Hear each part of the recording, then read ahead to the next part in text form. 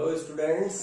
बच्चों, आज से अपनी सीरीज शुरू हो रही है study of compounds, class 10th ICSE. ठीक है, तो आप ये समझ लीजिए कि स्टडी ऑफ कंपाउंड्स में आपके पास 4 कंपाउंड्स हैं। पहला हो गया हाइड्रोजन क्लोराइड, फिर हो गया आपके पास अमोनिया, उसके बाद है नाइट्रिक एसिड एंड उसके बाद है सल्फ्यूरिक एसिड। ये पूरा जो सेगमेंट है ना, जिसमें ये 4 लेसन, हर एक लेसन का 5 मार्क्स का वेटेज है, तो पूरे कंपाउंड मिला करके 20 मार्क्स आपके बोर्ड एग्जाम में कवर करते हैं। तो आइए अपन आज से स्टार्ट करते हैं hydrogen chloride and hydrogen chloride से रिलेटेड सारी डिटेल। तो बेटा पहले तो ये समझ लो, ये जो HCl लिखते हो, ये जो नेटिव फॉर्म है HCl का वो क्या है। नेटिव फॉर्म का मतलब होता है कि नेचुरल है ना, कुदरती तौर पर उसको नेचर ने कैसा बनाया है। तो ये जो है एक गैसियस सब्सटेंस है ना, गैसियस सब्सटेंस है, इसलिए जनरली इसे हाइड्रोजन क्लोराइड गैस भी बोला जाता है। और जब हम इसे वाटर में डिजोल्व कर देते हैं, because it is highly soluble into water, तो जब ये वाटर में डिजोल्व होने लगता है तो डिजोल्व होते होते एक स्टेट ऐसी आएगी जब सैचुरेटेड सॉल्यूशन तैयार हो जाएगा। तो वो जो सॉल्यूशन है HCl का इनटू वाटर, उसको क्या बोलेंगे, हाइड्रोक्लोरिक एसिड बोलेंगे। अब हाइड्रोजन क्लोराइड बनाने का तो सिंपल मेथड है, ठीक है। आपने जो ग्लोबर साहब ने किया था सबसे पहले, ग्लोबर एक साइंटिस्ट हैं जिन्होंने 1600 समथिंग में जो है सोडियम क्लोराइड और जो आपका कॉन्सेंट्रेट सल्फ्यूरिक एसिड है उसको साथ लेकर के जब रिएक्शन कराई, जेंटल हीटिंग करी, तो यहाँ पर उन्होंने हाइड्रोजन क्लोराइड गैस का फॉर्मेशन कर लिया था। लेकिन शुरू में इसका नाम उन्होंने क्या रखा था, म्यूरेटिक एसिड, है ना, म्यूरेटिक एसिड।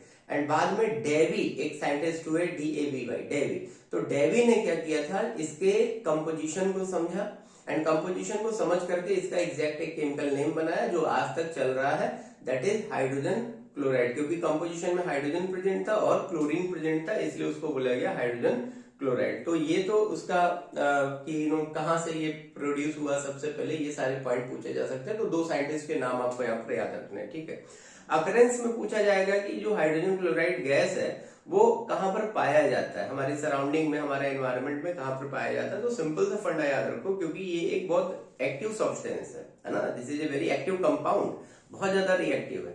तो इसलिए जनरली ये कंबाइंड स्टेट में प्रेजेंट होता है हमारी सराउंडिंग में, जहां पर भी ये मिलेगा, है ना, कंबाइंड स्टेट में मिलेगा। और इसकी जो कंबाइंड स्टेट होती है वो यूजुअली कंपाउंड जो भी होंगे ना, उनके लास्ट में जो सफिक्स नेम होगा, आप देखोगे क्लोराइड्स लिखा होगा। तो जनरली क्लोराइड होते हैं, मेटल के क्लोराइड, नॉन मेटल के भी क्लोराइड होते हैं। तो अपने क्लोराइड्स की फॉर्म में जो है हमारा ये हाइड्रोजन क्लोराइड गैस या जो हाइड्रोक्लोरिक एसिड है वो आप याद रखें, अपने कंपाउंड क्लोराइड्स की शक्ल में मिलता है, ठीक है, पहली चीज। इसके बाद कुछ जनरल पॉइंट हैं, जैसे आपसे पूछ लिया जाएगा कि इसका मॉलिक्यूलर फार्मूला क्या है, तो आपके सामने देखिए लिखा हुआ है HCl, इसका मॉलिक्यूलर फार्मूला हो गया, ठीक है। अब ये बनता कैसे है HCl, केमिकल बॉन्डिंग में आपसे क्वेश्चन पूछा जा सकता है। तो आप बताओगे कि भाई हाइड्रोजन जो होता है ना, उसके पास आउटर मोस्ट सेल, एक ही सेल होता है। हाइड्रोजन का एटॉमिक नंबर क्या है, 1 है। अब एटॉमिक नंबर 1 है मतलब उसके न्यूक्लियस में एक प्रोटॉन है, और इसी एटम हमेशा न्यूट्रल बॉडी होता है। न्यूट्रल मींस एटम के ऊपर कोई चार्ज नहीं है, तब हम उसको एटम बोलेंगे, और अगर उसके ऊपर चार्ज है तो उसे क्या बोलेंगे, आयन बोलेंगे। तो अभी समझ लीजिए जो हाइड्रोजन है वो एक एटम है, ठीक, एटॉमिक नंबर 1 है, और जितना एटॉमिक नंबर होता है उतना ही जो है वहां पर प्रोटॉन और इलेक्ट्रॉन को बताते हैं। इसी वजह से, क्योंकि नंबर ऑफ प्रोटॉन और इलेक्ट्रॉन एग्जैक्टली एक दूसरे के इक्वल होते हैं, इस वजह से एटम जो होते हैं वो इलेक्ट्रिकली न्यूट्रल होते हैं। तो हाइड्रोजन की फर्स्ट सेल ही उसका आउटर मोस्ट सेल है, और यहां पर आप देख सकते हो ये इसके पास 1 इलेक्ट्रॉन प्रेजेंट है ना, this is the 1 electron of hydrogen. And chlorine की बात करें तो क्लोरीन की जो वैलेंस सेल है, क्लोरीन में अगर आप क्लोरीन का इलेक्ट्रॉनिक कॉन्फ़िगरेशन करेंगे, एटॉमिक नंबर कितना होता है, 17, ठीक है बच्चों। तो एटॉमिक नंबर इसका 17 है, और जब आपने इसको कॉन्फ़िगरेट किया तो 287, वैलेंस सेल में कितने इलेक्ट्रॉन जा रहे हैं, 7 इलेक्ट्रॉन। तो यहां पर जो हमने अभी ड्रॉ किया है, this is the valence shell of the chlorine. अब इस क्लोरीन की वैलेंस सेल में देखिए 1 2 3 4 5 6 एंड 7 ये वैलेंस इलेक्ट्रॉन है। क्लोरीन का जो नियरेस्ट इनर्ट गैस एलिमेंट है वो कौन है, आर्गन। तो क्लोरीन चाहता है कि हम आर्गन जैसा अपना ऑक्टेट कंप्लीट कर लें, ठीक है। अब इसकी वैलेंस सेल में 7 इलेक्ट्रॉन तो है, ऑक्टेट पूरा करने के लिए that need only 1 electron. And hydrogen का जो नियरेस्ट इनर्ट गैस एलिमेंट है वो कौन है, वो है हीलियम। तो हाइड्रोजन चाहेगा कि हम हीलियम जैसे हो जाए, ठीक है। हाइड्रोजन हीलियम जैसा हो जाना चाहता है, उसके लिए हाइड्रोजन को अपनी वैलेंस सेल में एक इलेक्ट्रॉन की डिमांड है। लाइक हाइड्रोजन, हीलियम में भी उसकी फर्स्ट सेल ही आउटर मोस्ट सेल होती है, और जब ऐसी कोई कंडीशन है कि फर्स्ट सेल ही आउटर मोस्ट सेल है, तो यूजुअली जो एलिमेंट्स है अपना ड्यूप्लेट इलेक्ट्रॉनिक कन्फिगरेशन कंप्लीट करते हैं इनटू द वैलेंस सेल। तो अभी हाइड्रोजन को भी एक इलेक्ट्रॉन की डिमांड है अपना ड्यूप्लेट कंप्लीट करने के लिए, एंड क्लोरीन को भी 1 इलेक्ट्रॉन की डिमांड है अपना ऑक्टेट कंप्लीट करने के लिए। दे विल क्लोज, है ना, टू ईच अदर, एक दूसरे के काफी क्लोज आएंगे, है ना।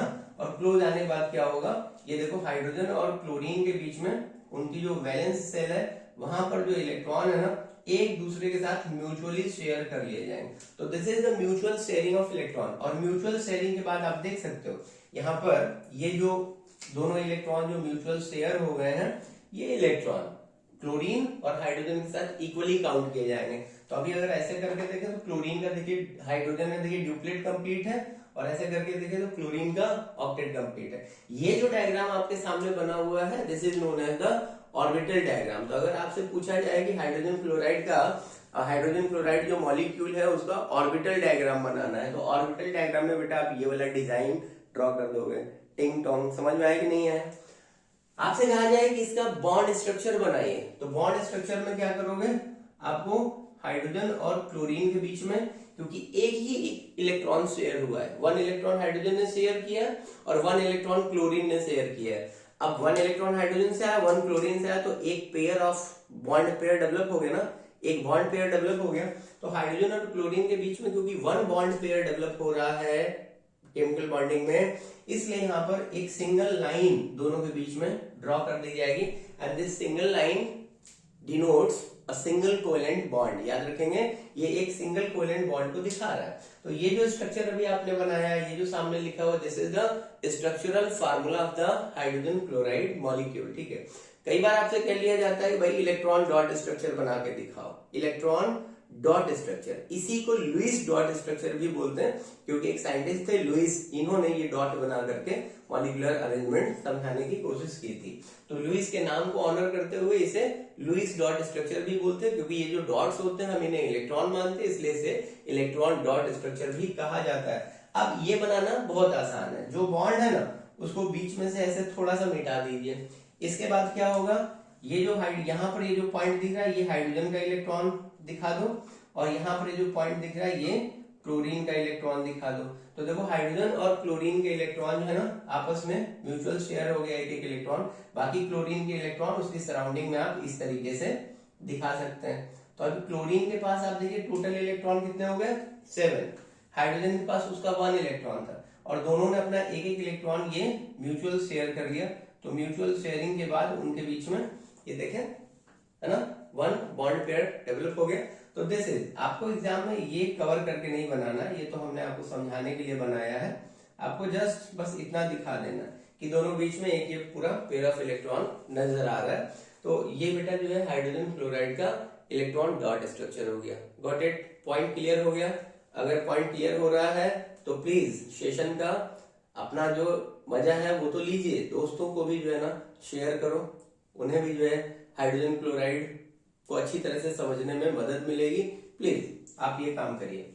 तो अभी आपसे पूछा गया कि जो HCl है उसका मॉलिक्यूलर मास क्या होगा। मॉलिक्यूलर मास को कैलकुलेट करने के लिए क्या करते हैं, जो भी एलिमेंट वहां पर प्रेजेंट है एक मॉलिक्यूल में, उन एलिमेंट्स के जो भी नंबर ऑफ एटम्स प्रेजेंट है, तो एलिमेंट का जो एटम है उसका एटॉमिक मास इनटू जो वहां पर एटम का नंबर है। अब क्योंकि यहाँ पर हाइड्रोजन 1 है, तो 1 इंटू हाइड्रोजन का atomic mass plus 1 into chlorine का एटॉमिक मास। तो हाइड्रोजन का एटॉमिक मास कितना होता है बेटा, 1 होता है, और क्लोरीन का एटॉमिक मास कितना होता है, फिक्स है, याद कर लीजिए 35.5।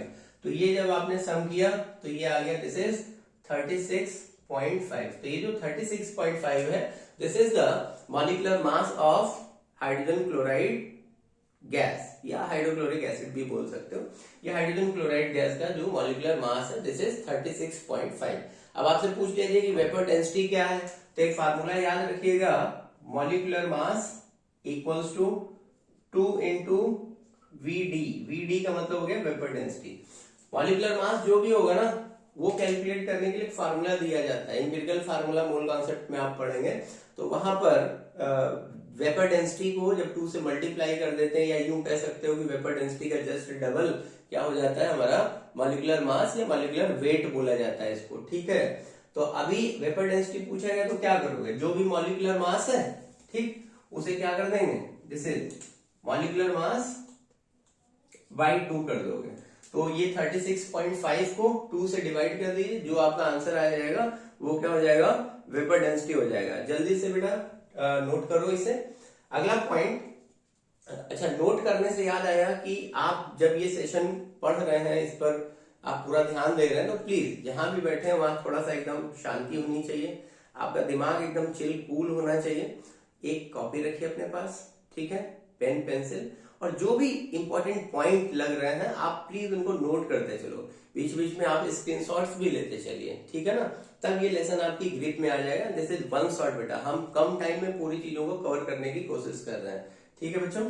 तो अभी आपसे पूछा गया कि जो हाइड्रोजन क्लोराइड, ठीक है, फॉर्मेशन समझ लिया, अकरेंस समझ लिया, किसने बनाया, क्या नाम रखा, वो सारी बातें क्लियर हो गई। अब आपसे ये पूछा जाएगा, बताओ ये कोवेलेंट तो है, लेकिन कोवेलेंट में भी जैसे हम लोगों ने 2 टाइप पढ़े हुए हैं, कुछ मॉलिक्यूल ऐसे होते हैं जिनको नॉन पोलर कोवेलेंट कहा जाता है, और कुछ मॉलिक्यूल ऐसे होते हैं जिनको पोलर कोवेलेंट कहा जाता है। तो पूछा गया, बताओ बताओ भैया ये कौन सा है, ठीक है ना, ये पोलर है या नॉन पोलर है। तो अभी आपको बताना है कि हाइड्रोजन क्लोराइड जो है वो पोलर कोवेलेंट कंपाउंड है या पोलर कोवेलेंट मॉलिक्यूल है। अब उसका रीजन क्या है, तो रीजन में आइए समझते हैं। एक चीज होती है जिसको बेटा बोलते हैं इलेक्ट्रोनेगेटिविटी, ठीक है। अब इलेक्ट्रोनेगेटिविटी क्या होती है, तो नेगेटिविटी तो समझ ही रहे हो, नेगेटिविटी का मतलब कि किसी बॉडी के ऊपर बॉन्ड फॉर्मेशन के बाद जब कहीं पर 2 एटम आपस में कंबाइन हो रहे हैं और उनके बीच में बॉन्ड बन गया, तो बॉन्ड फॉर्मेशन के बाद किसी बॉडी के ऊपर मींस किसी एटम के ऊपर इधर साइड नेगेटिव चार्ज डेवलप हो रहा है, तो वो क्या हो जाएगा, इलेक्ट्रोनेगेटिव। और उसके सामने वाली जो पार्टी है वो भी इलेक्ट्रोनेगेटिव है, लेकिन उसकी इलेक्ट्रोनेगेटिविटी जो है यहाँ पर कम आकी जाएगी। तो होता क्या है कि जब हाइड्रोजन और क्लोरीन के बीच में आपने ये इलेक्ट्रॉन डेवलप कर लिए, मींस उनके बीच में इलेक्ट्रॉन की ये शेयरिंग हो गई, तो शुरू में जब शेयरिंग हुई तो क्लोरीन ने हाइड्रोजन को बहुत एकदम जो है सब्जबाग दिखा रखे थे, बहुत सारी बातें कह रखी थी क्लोरीन ने कि चलो भैया हाइड्रोजन एक काम करते हैं, आपस में एक एक इलेक्ट्रॉन शेयर कर लेते हैं, तुम्हारा भी भला हो जाएगा और हमारा भी भला हो जाएगा। तो देखिए यहाँ भला हो गया, और जब भला हुआ था तो इलेक्ट्रॉन जो है दोनों, ये जो पेयर ऑफ इलेक्ट्रॉन डेवलप हुआ था, ये क्लोरीन और हाइड्रोजन के एग्जैक्टली एकदम बीचों बीच में था, है ना। जब ये बॉन्ड फॉर्मेशन हुआ तब ये बीच में था, लेकिन अगले ही पल क्या हुआ, ये जो क्लोरीन है ना, इसका जो न्यूक्लियस होता है उसमें number of proton obviously compare करें हाइड्रोजन से तो बहुत ज्यादा है, यहाँ पर 17 प्रोटॉन है और यहाँ पर केवल 1 प्रोटॉन। तो यार 17 प्रोटॉन मिल करके इलेक्ट्रॉन्स को अपनी तरफ खींच रहे हैं। प्रोटॉन के ऊपर क्या चार्ज होता है, पॉजिटिव चार्ज, और इलेक्ट्रॉन के ऊपर क्या चार्ज है, नेगेटिव चार्ज। तो पॉजिटिव और नेगेटिव के बीच में क्या होगा बेटा, अट्रैक्शन होगा, ठीक है। तो क्लोरीन का जो न्यूक्लियर चार्ज है, दिस न्यूक्लियर चार्ज, जो न्यूक्लियर चार्ज होगा वो प्रोटॉन वहां पर कितने, इस पर डिपेंड करेगा। तो क्लोरीन का जो न्यूक्लियर चार्ज है ना, वो ये शेयरिंग इलेक्ट्रॉन्स को अपनी तरफ क्या करता है, खींच लेता है, अपनी तरफ इनको खींच लेगा। तो जब ये इलेक्ट्रॉन इधर शिफ्ट हो गए तो अगला डायग्राम क्या बनेगा, ये जो इलेक्ट्रॉन है जो अभी यहाँ पर आपको ऐसे नजर आ रहा है, ये भी हाइड्रोजन और क्लोरीन के बीच में ये जो इलेक्ट्रॉन है ज्यादा किधर चले गए, ये ज्यादा शिफ्ट हो गए टू द क्लोरीन, ठीक है। अभी हाइड्रोजन का इलेक्ट्रॉन एंड ये क्लोरीन का इलेक्ट्रॉन ये ज्यादा, देखो यहाँ पर लगभग बीच में थे, लेकिन अगर यहां से आप एक लाइन ड्रॉ करके देखें तो ये जो इलेक्ट्रॉन है they are mostly to the side of chlorine, ये शिफ्ट कर लिए गए, क्लोरीन की तरफ शिफ्ट कर लिए गए। एंड इस वजह से क्लोरीन के ऊपर आप एक delta means partial negative charge दिखाते हैं एंड हाइड्रोजन के ऊपर एक पॉजिटिव चार्ज दिखाते हैं। अब यहाँ पर एक ये पोल बन गया, ठीक है, तो उस पोल की एक साइड पर नेगेटिव चार्ज और एक साइड पर पॉजिटिव चार्ज डेवलप हुआ, एंड दिस इज बिकॉज कि उन दोनों कंबाइनिंग एटम में से एक एटम, यहाँ पर क्लोरीन की बात हो रही है, that is most electronegative, and this most electronegative nature की वजह से यहाँ पर इलेक्ट्रॉन की शिफ्टिंग हो गई, और जो ये बॉन्ड हो गया कोवेलेंट तो है but this is a polar covalent bond, ठीक है। और अगर बॉन्ड पोलर है तो जाहिर सी बात है पूरा कंपाउंड क्या हो जाएगा, पोलर कोवेलेंट कंपाउंड। तो पूछा जाए कि HCl क्या है, तो आप कहेंगे भैया जो केमिकल बॉन्डिंग के पॉइंट ऑफ व्यू से HCl क्या है, ये एक पोलर कोवेलेंट कंपाउंड है। इतनी बात समझ में आ गई बच्चों, ठीक है। नेक्स्ट पॉइंट अब देखते हैं कि जो क्लोरीन है, जो हमारा हाइड्रोजन क्लोराइड गैस है, सॉरी क्लोरीन नहीं, हाइड्रोजन क्लोराइड गैस, इसका फार्मेशन कैसे किया जा सकता है। तो फार्मेशन के लिए आप लोगों की जो बुक है उसमें सबसे पहला पॉइंट जो आपको दिया हुआ है आपके सिलेबस में, बाय द सिंथेसिस। अभी सिंथेसिस का मतलब क्या होता है, तो सिंथेसिस का मतलब होता है जस्ट एडिशन रिएक्शंस। आपने रिएक्शन के बहुत सारे टाइप पढ़े होंगे, उसमें एक टाइप होता है एडिशन रिएक्शन। इसमें होता क्या है कि दो चीजों को लेकर के या तीन चीजों को लेकर के आपस में कंबस्ट कराते हैं, मींस रिएक्ट कराते हैं, एंड फाइनली वो जो चीजें आपस में रिएक्ट हो रही वो कौन है, वो रिएक्टेंट्स हैं, एंड जो प्रोडक्ट बन रहा है that is a single product. ठीक है, तो ये ध्यान रखना है कि जब रिएक्टेंट्स कई सारे हो और प्रोडक्ट केवल एक सिंगल बन रहा है, सिंगल प्रोडक्ट हमें मिल रहा है, तो इस तरह के जो रिएक्शंस होंगे उनको एडिशन रिएक्शंस कहा जाएगा, या उनको सिंथेसिस रिएक्शन भी बोल सकते हैं, या कॉम्बिनेशन रिएक्शंस भी बोल सकते हैं। अब यहाँ पर कहा जा रहा है कि अगर हम हाइड्रोजन सिंथेसिस रिएक्शन है बेटा, सिंथेसिस रिएक्शन प्लीज नोट कर लेना, चलो हम ही नोट कर देते हैं। प्रिपरेशन ऑफ हाइड्रोजन बाई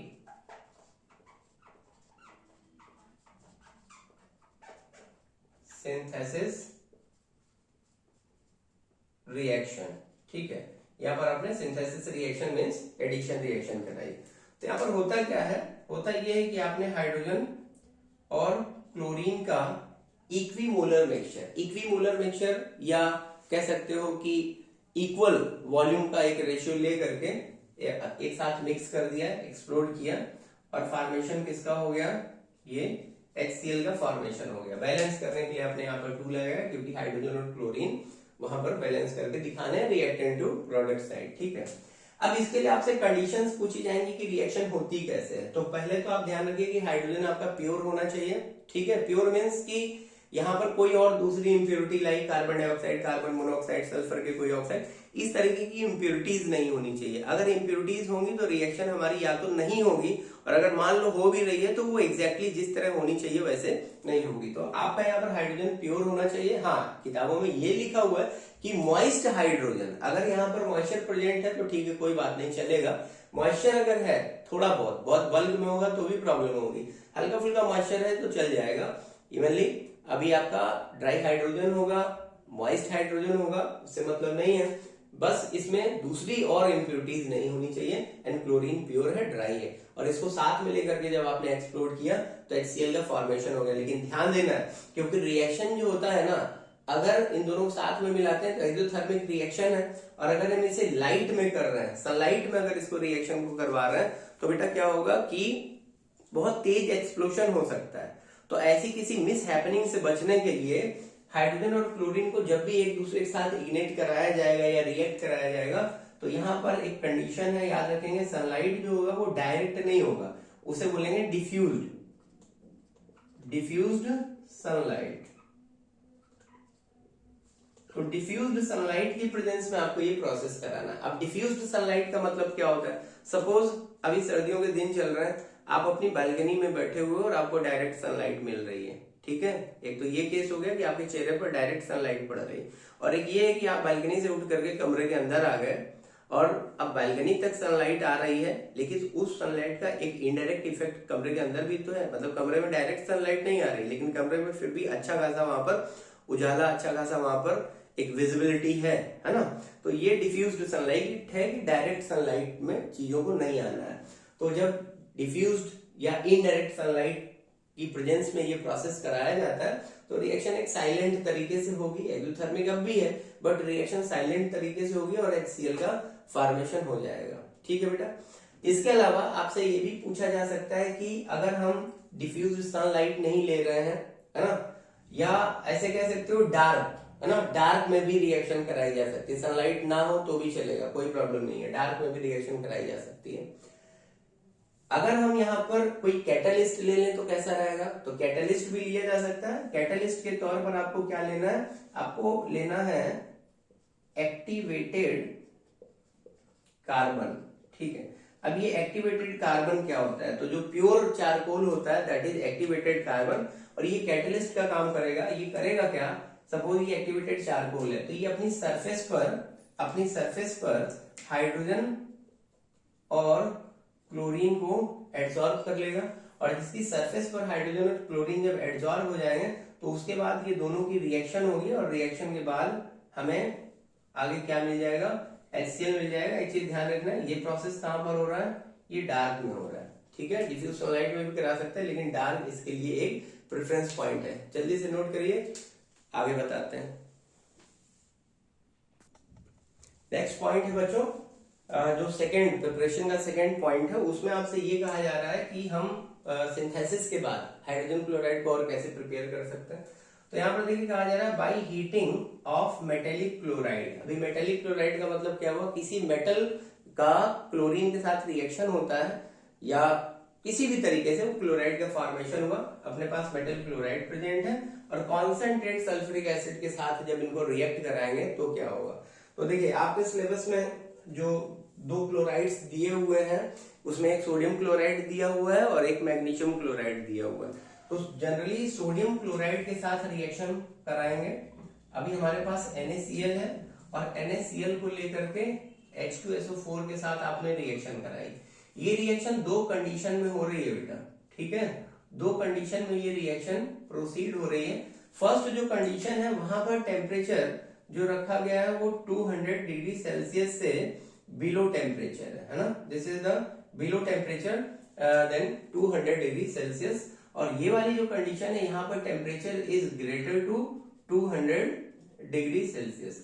तो जब टेम्परेचर 200 डिग्री सेल्सियस से बिलो होता है तो हमारा जो ये H2SO4 होगा, इसका पार्शियल आयनाइजेशन होगा। पार्शियल आयनाइजेशन का मतलब हो गया कि अगर H2SO4 का कंप्लीट आयनाइजेशन हो जाए तो इसमें प्रेजेंट ये दोनों हाइड्रोजन आयनाइज होकर के बाहर आ जाएंगे और hydrogen ion and sulphate ion का फॉर्मेशन होगा। एंड यहाँ पर NaCl जो आयनाइज हो रहा है तो उससे तो केवल सोडियम और क्लोराइड आयन ही मिल रहा है। देन अपोजिट एक्सचेंज हो जाएगा चीजों का, यहाँ पर जो कैटायन है वो इसके एनायन के साथ ज्वाइन कर लाएंगे और यहाँ पर जो एनायन है वो इसके कैटायन के साथ ज्वाइन कर लेंगे और इस तरीके से कंपाउंड का फॉर्मेशन होगा, ठीक है।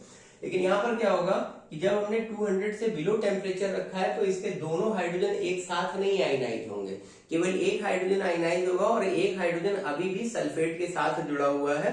तो पार्शियल आयनाइजेशन के बाद यहाँ पर बनेगा आपका हाइड्रोजन आयन H+ और साथ में बनेगा HSO4 जिसको हाइड्रोजन सल्फेट आयन या बाई सल्फेट आयन बोलते हैं। तो इस तरीके से जब रिएक्शन होगी तो यहाँ पर फॉर्मेशन हो जाएगा आपका NaHSO4 as a salt and formation हो जाएगा HCl का। कैसे HCl, देखो यहाँ पर दो हाइड्रोजन है ना, पार्शियल आयनाइजेशन में एक हाइड्रोजन आया और उसने क्लोरीन के साथ ज्वाइन करके HCl बना दिया, ठीक है। बचा हुआ जो पार्ट है HSO4 means hydrogen sulphate ion या बाई सल्फेट, उसने सोडियम के साथ ज्वाइन किया और NaHSO4 बन गया, ठीक है बेटा। फिर अगर आपसे ये कहा जा रहा है कि टेम्परेचर 200 सेल्सियस से ऊपर हम रखें हाई टेम्परेचर, तो क्या होगा, तब इसका H2SO4 जो कॉन्सेंट्रेट H2SO4 है इसका कंप्लीट आयनाइजेशन होगा और यहाँ पर फॉर्मेशन हो जाएगा Na2SO4 का, ठीक है, और फॉर्मेशन होगा HCl का। अब ध्यान देना कि जैसे अगर आप ये वाली रिएक्शन लिख रहे हो तो ये एज इट इज चल जाएगी, लेकिन अगर आपको रिएक्शन ये दे दी गई कि व्हाट हैपेंड व्हेन जो कॉन्सेंट्रेट सल्फ्यूरिक एसिड है reacts with NaCl at 200 degree at above 200 degree Celsius temperature, तब ध्यान देना है कि यहाँ पर रिएक्शन को बैलेंस करने के लिए इस साइड में आपको 2 मेंशन करना पड़ेगा। 2 इसलिए मेंशन करना पड़ेगा क्योंकि देखिए यहाँ पर सोडियम आपके 2 है ना, सोडियम सल्फेट में 2 यहाँ मेंशन करना पड़ेगा और यहाँ HCl में भी 2 लगाओगे। क्यों, क्योंकि यहाँ से दोनों हाइड्रोजन निकल करके आ रहे हैं, 2 क्लोरीन यहाँ पर होंगे तब आपका वो, तो रिएक्शन को बैलेंस करने का बस एक वो है और कुछ नहीं। और बाद में आप देखेंगे कि यही वाला जो यहाँ पर प्रोसेस जो आपको दिखाया गया है जहां पर 200 से अबव टेम्परेचर 200 से बिलो टेम्परेचर रख करके रिएक्शन कराई गई है, ये वाला मेथड ही हमारे लेबोरेटरी मेथड में भी यूज हुआ है, ठीक है। अब लेबोरेटरी मेथड में क्या है, ये सारी चीजें भी हम लोग आगे पढ़ेंगे, फिलहाल आप इसे नोट कर लीजिए। अगला इसी तरीके से पॉइंट है, मान लें कि अगर हमारे पास ये मैग्नीशियम क्लोराइड हो जाए तो मैग्नीशियम क्लोराइड की रिएक्शन कैसे होगी, तो मैग्नीशियम क्लोराइड की रिएक्शन भी सेम उसी तरीके से H2SO4 के साथ कराएंगे और जब यहाँ पर ये रिएक्शन हुई तो रिएक्शन होने के बाद क्या बन गया, MgSO4 मैग्नीशियम सल्फेट मिल गया और क्या मिल गया आपको, HCl मिल गया, ठीक है बेटा। बच्चों नोट करो, ठीक। यहाँ पर आपको एक चीज थोड़ा सा ध्यान देना है, मैग्नीशियम क्लोराइड वाले केस में यहाँ पर टेम्परेचर कुछ स्पेसिफाई नहीं किया है, जेंटल हीटिंग भी अगर कर रहे हैं तो भी हमारा process as it is run कर जाएगा, नोट कर लीजिए। नेक्स्ट बच्चों देखते हैं कि हाइड्रोजन क्लोराइड जो गैस है इसके प्रिपरेशन का लेबोरेटरी मेथड क्या है। तो देखिए ये एक बेसिक सा डायग्राम है, आपकी बुक में दिया हुआ है, आप देखेंगे तो यहाँ पर साइड हमने वो कुछ चीजें हटा दी है, मेन पॉइंट रखे हैं जो आपको चीजों को आसानी से समझने में हेल्प करे। यहाँ पर एक स्टैंड दिखाया गया है, वो नहीं दिखा, और यहाँ पर एक बर्नर दिखाया है, वो नहीं दिखाया, क्योंकि बर्नर का मतलब क्या है, हम उसे हीट कर रहे हैं ना, तो यहाँ पर हम डायरेक्ट लिख दे रहे हैं हीट, मतलब कि यहाँ पर आपने कोई बर्नर सेट कर रखा और टेम्परेचर देना स्टार्ट किया, ठीक है। तो एक बार आइए अरेंजमेंट को समझते हैं। लेबोरेटरी में पहले तो हमारा जो रिएक्टेंट है वो क्या होगा उसे समझना जरूरी है। तो लेबोरेटरी में जब आप प्रोसेस कराएंगे तो वहां पर आपको NaCl लेना है बेटा, ठीक है। अभी पिछले उसमें हमने आपको बताया भी था जनरल प्रिपरेशन में, NaCl लिया और NaCl के साथ आपने H2SO4 लिया है, और ये H2SO4 कैसा है, ये कॉन्सेंट्रेटेड H2SO4 है, और इसे लेकर के आपने इसे बिलो 200 डिग्री सेंटीग्रेड जो है एक जेंटल हीटिंग करनी है ना, 200 से बिलो डिग्री सेल्सियस टेम्परेचर पे आपको रखना है। एंड फॉर्मेशन क्या हो जाएगा, फॉर्मेशन हो जाएगा बेटा NaHSO4 का, क्योंकि यहाँ पर पार्शियल आयनाइजेशन होगा H2SO4 का बिलो 200 डिग्री सेल्सियस, एंड साथ में फॉर्मेशन हो जाएगा HCl, दिस इज G का मतलब हो गया गैस। तो हमारा हाइड्रोजन क्लोराइड गैस का फॉर्मेशन हो जाएगा। इस प्रोसेस को करने के लिए जरूरत क्या है, जरूरत ये है, अब इसमें कुछ चीजें पूछी जाती हैं उनको बहुत ध्यान से समझिएगा, जो यहाँ पर पॉइंट बताएंगे। आपसे ये कहा जा रहा है कि ये जो अरेंजमेंट है इसमें आपने एक ये फ्लास्क लिया हुआ है, और ये फ्लास्क कैसा है, इस फ्लास्क के बॉटम को जरा चेक करो, तो ये राउंड बॉटम नहीं, ठीक है, ये क्या है, ये हमारा फ्लैट बॉटम है। अब क्वेश्चन पूछा है भाई फ्लैट बॉटम ही क्यों लिया, तो फ्लैट बॉटम इसलिए लेते हैं जहां पर हमें थोड़ा सा जेंटल हीटिंग की जरूरत होती है, या जहां पर एक हल्की फुल्की हीटिंग की जरूरत होती है। लेकिन अगर बहुत कंटिन्यूअस और बहुत स्ट्रॉन्ग हीटिंग की जरूरत होती है तो राउंड बॉटम फ्लास्क लेते हैं, उससे क्या होता है हीट के कांटेक्ट में मैक्सिमम सरफेस एरिया आता है फ्लास्क का, तो इस तरीके से हीटिंग जल्दी होगी और तेज होगी। यहाँ पर हमें जेंटल धीरे धीरे चीजों को हीट करना और एक फिक्स टेम्परेचर तक ही ले जाकर के हीटिंग करनी है, ठीक है। तो इसलिए यहाँ पर आपने फ्लास्क जो है राउंड बॉटम ना लेकर के फ्लैट बॉटम लिया है। ये क्वेरी करी जा सकती है कि लैब मेथड में हम फ्लैट बॉटम फ्लास्क ही क्यों लेते हैं, इस पर ध्यान दो, ठीक। इसके बाद फ्लास्क में यहाँ देखिए ऊपर एक ये कॉर्क लगाई गई है, जैसे ये वाला जो पॉइंट है ये एक कॉर्क लगाया गया, एंड कॉर्क के साथ एक ये डिलीवरी ट्यूब जोड़ा गया है, जैसे ये डिलीवरी ट्यूब है, और इस डिलीवरी ट्यूब से क्या होगा कि जो HCl प्रोड्यूस होगा यहाँ पर प्रोसेस के बाद, वो HCl कहाँ पर आएगा, वो HCl आएगा ये एक बॉटल, जिसमें देखिए दो यहाँ पर नेक बने हुए हैं बॉटल में। इस तरह के जो बॉटल होते हैं लेबोरेटरी में इनको वुल्फ बॉटल या जनरली वॉशर बॉटल इनको कहा जाता है, वॉशर या वॉश बॉटल भी कह सकते हो, जनरली वॉशर बॉटल ही सही टर्म है, और बहुत ज्यादा सही टर्म है वुल्फ बॉटल। तो वुल्फ बॉटल आप ये ले लेंगे, ठीक है। वुल्फ बॉटल से फिर एक देखिए ये डिलीवरी ट्यूब अरेंज करी गई है जो बनने वाली HCl को कहां तक लाएगी, तो ये हमारा गैस जार है, ये जो यहाँ पर लिखा बनाया है डायग्राम में, this is gas jar. Gas jar वो एपरेटस होते हैं जहां पर बनने वाली गैस को हम कलेक्ट करते हैं, ठीक है। यहाँ पर आपने एक थिसिल फनल लगाया हुआ है, और थिसिल फनल जो होता है उससे क्या करते हैं कि धीरे धीरे करके कॉन्सेंट्रेटेड सल्फ्यूरिक एसिड यहाँ पर पास कराया जाएगा इस फ्लास्क के अंदर। और फ्लास्क में यहाँ पर देखिए पहले से ही आपने क्या ले रखा है, NaCl ले रखा है, प्योर NaCl। अब NaCl ही क्यों लिया गया, कुछ और क्यों नहीं ले लिया गया, तो NaCl इसलिए ले लिया, ये भी पॉइंट बेटा पूछा जा रहा है कि NaCl ही क्यों जो है प्रिफर करते हैं, तो NaCl इसलिए क्योंकि NaCl और दूसरे रिएक्टेंट से अगर कंपेयर करो तो चीपर है, सस्ता है, ठीक है। और काम तो वही हो ना कि सस्ता भी हो और अच्छा भी हो, है ना, प्रोडक्ट पूरा अच्छा मिले, और हमारा जो बजट है इको बजट फ्रेंडली कह सकते हो, सॉरी इको नहीं बजट फ्रेंडली, तो ये बजट फ्रेंडली प्रोसेस है, NaCl सस्ता होने की वजह से प्रेफर किया जाता है, ठीक है। अब NaCl आपने लिया और NaCl को यहाँ पर रखा है बॉटम में, ऊपर से थिसिल फनल से धीरे धीरे करके जो है आप सल्फ्यूरिक एसिड जो है गिरा रहे हैं, यहाँ पर पास करा रहे हैं। और ध्यान दीजिए जो थिसिल फनल है ना, इसका जो लास्ट एंड है वो एकदम NaCl के एकदम पास, एकदम जस्ट कांटेक्ट में आना चाहिए। सपोज कि ये NaCl है और ये डिलीवरी ट्यूब का जो हमारा ये लास्ट वाला ये है थिसिल फनल का पॉइंट, तो ये लगभग ऐसे एकदम पास में कांटेक्ट में होना चाहिए, एकदम छपाक से एसिड आकर के यहाँ पर नहीं गिरेगा, है ना, छई छपा छई नहीं, एकदम जाके छपाक से गिर गया, तो धीरे धीरे एसिड यहाँ पर आगे गिर रहा है, और ये एकदम पास में कांटेक्ट में, तो वो जेंटली आकर के यहाँ पर गिरेगा, और नॉर्मल टेम्परेचर पर भी रिएक्शन होगी, लेकिन बहुत वाइगरस नहीं होगी। अच्छी रिएक्शन के लिए जरूरत है कि धीरे धीरे धीरे करके टेम्परेचर को बढ़ाया जाए। तो बिलो 200 डिग्री सेल्सियस अभी प्रोसेस शुरू होगा एंड फॉर्मेशन यहाँ पर किसका हो गया, फॉर्मेशन हो जाएगा आपका NaHSO4 का। तो जो NaHSO4 है वो तो यहाँ पर ही रह जाएगा, इस जगह ही पड़ा रह जाएगा। लेकिन अब देखिए यहाँ पर एक दूसरी ये डिलीवरी ट्यूब जोड़ी गई। अभी जो HCl यहाँ से बन रहा है, HCl जो यहाँ से प्रोड्यूस हुआ, उस HCl को ये डिलीवरी ट्यूब ले जाकर के कहाँ पहुंचा रहा है, इस वॉशर बॉटल में, जिसमें हमने कॉन्सेंट्रेटेड सल्फ्यूरिक एसिड ले रखा है। अब कॉन्सेंट्रेटेड सल्फ्यूरिक एसिड यहाँ पर क्यों ले रखा है ये पूछा जाएगा। तो ध्यान देना, जो कॉन्सेंट्रेटेड सल्फ्यूरिक एसिड है वो दो तरीके का काम करता है। एक काम होता है ड्राइंग एजेंट और एक काम होता है डिहाइड्रेटिंग एजेंट। यहां पर पूछा गया कि कौन से एजेंट के फॉर्म में ये प्रेजेंट है। तो इस जगह पर, इस प्रोसेस में जो कॉन्सेंट्रेटेड सल्फ्यूरिक एसिड है वो ड्राइंग एजेंट का काम कर रहा है। कैसे? मान लो कि यहाँ पर किसी वजह से मॉइस्चर प्रेजेंट है ना, कुछ भी, जैसे कि फ्लास्क है तो आप वैक्यूम करके तो उसमें NaCl डाल नहीं रहे हो, या NaCl में ही मान लो कि कुछ इम्प्योरिटी प्रेजेंट है, वाटर ऑफ क्रिस्टलाइजेशन में भी किसी वजह से यहाँ पर इम्प्योरिटी है। तो अगर एटमॉस्फेरिक मॉइस्चर भी HCl के साथ मिक्स होकर के और यहाँ जा रहा है ना, तो हमारा HCl जो है ना वो प्योर नहीं होगा। वो प्योर कहाँ होगा? ड्राई नहीं होगा। मॉइस्चर प्रेजेंट है तो ड्राई नहीं होगा। हमें यहाँ पर ड्राई HCl ऑब्टेन करना, तो उसके लिए जरूरत है कि यहाँ से जो HCl प्रोड्यूस हुआ है वो किसी ऐसी जगह पास कराया जाए जहां पर उसमें प्रेजेंट ये जो मॉइस्चर है उसको खत्म कर लिया जाए, अलग कर लिया जाए। तो कॉन्सेंट्रेटेड सल्फ्यूरिक एसिड क्या करता है, वाटर वेपर्स को एब्जॉर्ब कर लेगा।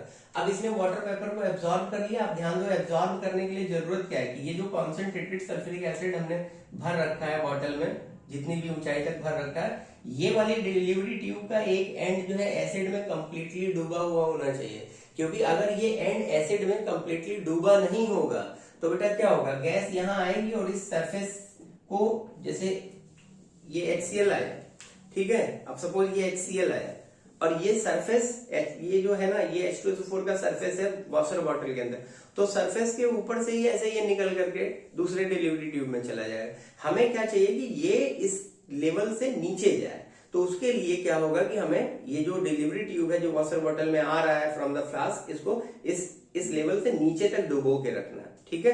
अब होगा क्या, इससे जब HCl यहाँ पर आएगा तो HCl H2SO4 में सॉल्युबल तो है नहीं भाई, दोनों एसिड है, क्यों आपस में रिएक्ट करेंगे। लेकिन यहाँ पर आप एफ्लोरेसेंस इस जगह भी आप देखेंगे और यहाँ पर भी आप बबल्स टाइप कैसे बनते हुए देखेंगे। तो ये जो बबल्स हैं ये इस बात की तरफ इशारा कर रहे हैं कि HCl यहाँ पर आ चुका है और उस HCl में जो मॉइस्चर प्रेजेंट है वो मॉइस्चर यहाँ पर एब्जॉर्ब किया जा रहा है। और यहाँ से जो ये बबल्स ऊपर सरफेस पर आकर के फूटेंगे तो यहाँ से हमारी जो है ड्राई HCl गैस जो है इस वाले डिलीवरी ट्यूब में एंटर करेगी। ड्राई HCl जो है वो इस डिलीवरी ट्यूब में एंटर करेगी और यहाँ से ये गैस जार में आकर के कलेक्ट होगी। तो गैस जार में जो आप ये गैस कलेक्ट कर रहे हैं वो HCl कैसा है, वो HCl है ड्राई, ठीक है, पॉइंट याद रखेंगे, दिस इज ड्राई। अब ये कलेक्शन गैस जार एकदम सीधा रखा हुआ है अपराइट, और ये वाला जो डिलीवरी ट्यूब है जिसको गैस जार के अंदर लाया उसको भी देखिए काफी नीचे तक लेकर के आए। वो इसलिए कि अब HCl को अगर आप कंपेयर करो और हाइड्रोजन को, ऑक्सीजन एयर में क्या जो रिएक्टिव पार्ट है वो ऑक्सीजन, उसको कंपेयर करो, जनरली ऑक्सीजन का ही लिया जाता है, नाइट्रोजन का कोई वो नहीं है मतलब। तो HCl का मॉलिक्यूलर मास कितना है, 36.5, और जो ऑक्सीजन है इसका मॉलिक्यूलर मास कितना है, ऑक्सीजन का मॉलिक्यूलर मास हो गया आपका 32। तो ये जो HCl होता है, ऑक्सीजन और इसकी अगर डेंसिटी को चेक किया जाए तो ये करीब HCl ऑक्सीजन से या एयर से करीब 1.28 टाइम्स ज्यादा हैवी है। इस वजह से क्या होता है कि कोई भी ऐसी गैस है जो ऑक्सीजन या एयर से हैवी है तो उसको जो है ना एयर के अपवर्ड डिस्प्लेसमेंट मेथड के थ्रू जो है कलेक्ट करते हैं। तो गैस जार सीधा रखा हुआ है, डिलीवरी ट्यूब काफी अंदर आया है, ड्राई HCl यहाँ पर कलेक्ट किया जा रहा है, एंड इस मेथड को क्या बोलेंगे, इसको बोलेंगे अपवर्ड डिस्प्लेसमेंट ऑफ एयर। जो हैवी गैस है ना, वो एयर से हैवी जो गैस है वो गैस जार में जब अंदर की तरफ पहुंचेगी तो वहां पर प्रेजेंट जो हमारा एयर है उसको ऊपर की तरफ शिफ्ट कर देगी, हटा देगी, क्योंकि एयर हल्का है तो ऊपर की तरफ शिफ्ट हो जाएगा, और जो हैवी गैस है वो नीचे की तरफ आ जाएगी। इतनी बात समझ में आ गई ना। तो यहाँ पर आप देखोगे कि जितना भी एयर होगा वो गैस जार से ऐसे ये बाहर निकल आएगा एयर, और जो यहाँ गैस जार के अंदर जो चीज कलेक्ट हो रही है वो अपना क्या है, this is dry HCl gas. ठीक है बच्चों, इतनी बात क्लियर हो गई। अब एक क्वेश्चन आपसे ये पूछा जा सकता है यहाँ पर इस जगह पर कि हमने यहाँ पर कॉन्सेंट्रेटेड सल्फ्यूरिक एसिड ही क्यों लिया ड्राई करने के लिए HCl को। भैया हमारे पास जो है P2O5 भी है, ये भी ड्राइंग एजेंट होता है।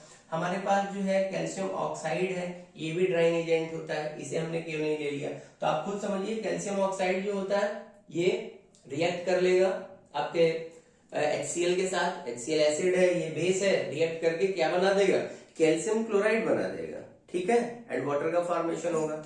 इसी तरीके से जब P2O5 को रिएक्ट कराएंगे तो P2O5 को अगर यहाँ पर ड्राइंग एजेंट के तौर पर लेते हैं तो P2O5 ड्राइंग एजेंट का काम तो यहाँ पर नहीं करेगा, बल्कि क्या कर लेगा, HCl से रिएक्ट करके, अब HCl से रिएक्ट करके ये बना देगा POCl3, ठीक है, POCl3 बना देगा एंड वाटर का फॉर्मेशन करेगा HCl से रिएक्ट करके। तो ये दोनों ड्राइंग एजेंट तो है, बट हियर इस जगह पर इस प्रोसेस में हम इन दोनों का यूज नहीं करेंगे, बिकॉज फास्फोरस पेंटॉक्साइड भी रिएक्ट कर लेगा और कैल्शियम ऑक्साइड भी रिएक्ट कर लेगा। और बेटा ध्यान दो, ये वाला जो क्वेश्चन है ना कि भाई फास्फोरस पेंटॉक्साइड को, कैल्शियम ऑक्साइड को क्यों नहीं लेते HCl को ड्राई करने के लिए, ये BMI है। BMI का मतलब होता है भयंकर मोस्ट इंपॉर्टेंट, ठीक है, मतलब ये रीजनिंग वाले क्वेश्चन है, ये जरूर पूछे जाते हैं। दिस इज द भयंकर मोस्ट इंपॉर्टेंट केस, प्लीज ध्यान दीजिए। और यहाँ पर जो हमने सारी कंडीशंस बताई, क्वेश्चन पूछा जाएगा कि फिसल फनल जो है वो यहाँ पर बॉटम के एकदम करीब क्यों होना चाहिए, वॉशर बॉटल में ये डिलीवरी ट्यूब अंदर डूबा हुआ क्यों होना चाहिए, ठीक है, यहाँ पर डिलीवरी ट्यूब को गैस जार के एकदम अंदर तक क्यों लेकर के आए, यहाँ पर जो कलेक्शन है HCl का वो कैसे किया जाता है। तो ये सारी चीजें भी हमने डिटेल करी है, डिटेल में समझाई है। ये पूरे प्रोसेस को अच्छे से समझो और नोट करो। अब आइए बेटा समझते हैं कि जो हमारा HCl गैस है हमने उसको लेबोरेटरी में प्रिपेयर किया और एयर के अपवर्ड डिस्प्लेसमेंट मेथड के थ्रू इसे गैस जार में कलेक्ट भी कर लिया। लेकिन अब HCl का कोई कलर तो है नहीं, HCl जो गैस है उसका कोई कलर तो है नहीं, तो हमें दिखाई तो देगा नहीं भैया फ्लास्क जो है फुल हो गया कि नहीं हो गया। तब यहाँ पर आइडेंटिफिकेशन के लिए दो चीजें आपको ध्यान रखनी है, एक काम आप खुद करेंगे और दूसरा आपको करना नहीं है, केवल ऑब्जर्व करना है, मतलब आपको हाथ से कुछ नहीं करना, केवल आपको ऑब्जर्व करना है कि क्या हो रहा है, ठीक है। सपोज जब आप गैस जार में इस तरीके से ये HCl गैस आपने कलेक्ट कर ली और ये जो अपना गैस जार है सपोज ये फुल्ली एकदम भर गया है ना, पूरी तरीके से ये हमारा HCl से गैस जार भर गया। अब यहाँ पर HCl एकदम इनविजिबल नजर नहीं आ रही, मिस्टर इंडिया टाइप, मतलब उसका कोई कलर नहीं है, ठीक है ना। तो होगा क्या, अगर सराउंडिंग जो हमारी है एटमॉस्फेयर में मॉइस्चर प्रेजेंट है, ये ध्यान देना है कि सीजन है, तरह तरह के सीजन होते हैं, है ना। तो रेनी सीजन में यूजुअली मॉइस्चर बहुत ज्यादा होता है ना। और अगर हम खूब भयानक गर्मियों की बात करें, जब बहुत ज्यादा तगड़ी गर्मी पड़ रही है, ठीक, जलती गर्मी, उस मौसम की अगर बात करें तो वहां पर रिलेटिवली मॉइस्चर कम होगा, ठीक है ना। रेनी सीजन में मॉइस्चर ज्यादा होगा। और अगर हम सर्दियों की बात करें तो वहां पर भी अच्छी खासी ह्यूमिडिटी होती है, मॉइस्चर होता है, ठीक है। तो एटमॉस्फेरिक जो कंडीशंस है, एटमॉस्फेयर उसमें मॉइस्चर अगर प्रेजेंट है तो HCl जो यहाँ पर भर गया है, गैस है, और गैस का एक नेचर होता है कि भाई कोई भी गैस होती है वो स्प्रेड होती है, सराउंडिंग पूरा कवर करने की कोशिश करती है। तो पहले तो उसने यहाँ पर जब कलेक्शन किया तो सारा एयर यहाँ से उसने बाहर निकाल दिया और खुद जाकर के धीरे धीरे गैस जार में उसने अपनी जगह बना ली। लेकिन उसके बाद क्या होगा, जब ये फुल हो जाएगा, तो फुल जब ये हो जाएगा तो यहाँ पर अपर सरफेस पर जो HCl होगा वो एटमॉस्फेरिक मॉइस्चर के साथ रिएक्ट करेगा। और एटमॉस्फेरिक मॉइस्चर के साथ रिएक्ट करके, बेटा ये इक्वेशन नहीं दी है, बस ये डायरेक्ट लिखा हुआ है एक पॉइंट, वो हम आपको बता देते हैं। एटमॉस्फेरिक मॉइस्चर के साथ HCl जो ये गैस है ये रिएक्ट करेगा। मॉइस्चर मींस जो वाटर वहां पर वेपर प्रेजेंट है, वाटर के लिए देखिए H2O लिखा जाता है, लेकिन हम यहाँ पर HOH लिख रहे हैं। This is the structural formula of the water. अब इससे क्या होगा कि आप क्या वहां पर बनता है आसानी से दिखाओगे। तो यहाँ पर जो क्लोरीन होगा HCl का, जब ये रिएक्ट करेगा तो वाटर में से ऑक्सीजन और हाइड्रोजन के साथ रिएक्ट कर जाएगा, और रिएक्ट करने के बाद यहाँ पर एक चीज बनेगी, दैट इज HOCl, इसको हाइपोक्लोरस एसिड बोलते हैं, this is called hypochlorous acid. और साथ में क्या बन जाएगा, हाइड्रोजन, ये लिबरेट हो गया, ठीक। तो ये हाइपोक्लोरस एसिड का फॉर्मेशन हो जाएगा और इसी के यहाँ पर आपको व्हाइट फ्यूम्स जो है नजर आएंगे। ऐसा लगेगा कि गैस जार जो है, इस गैस जार की सरफेस पर यहाँ एकदम माउथ पर ऊपर एकदम इस जगह पर जहाँ पर HCl और एटमॉस्फेरिक मॉइस्चर आपस में मिल रहे हैं, यहाँ पर व्हाइट फ्यूम्स आपको ऐसे बनते हुए नजर आएंगे। व्हाइट फ्यूम्स यहाँ पर बनते हुए नजर आएंगे। तो अगर इस जगह पर ये व्हाइट फ्यूम्स बन रहा है, ठीक है, दिस इज व्हाइट फ्यूम्स यहाँ पर बन रहा है, तो आप समझ जाइएगा कि भैया जो गैस जार के अंदर आपने कलेक्शन किया है एक्चुअली वो ड्राई HCl ही है। बात समझ में आ गई? अब आगे बढ़ते हैं कि भाई इसके अलावा और क्या तरीका है आइडेंटिफाई करने का। मान लो मॉइस्चर नहीं प्रेजेंट है, बहुत भयानक गर्मियों वाला सीजन है और तब ये प्रोसेस करा रहे हो, रिलेटिवली मॉइस्चर कम है, तो अगर थोड़ा बहुत बन भी रहा है तो वो चीज दिखाई नहीं देगी, व्हाइट फ्यूम्स दिखाई नहीं देंगे। तब आपको क्या करना है? तब आपको कुछ करना है एंड ऑब्जर्व करना है। तो वो कुछ क्या करना है, जरा उस कुछ पे ध्यान दीजिए।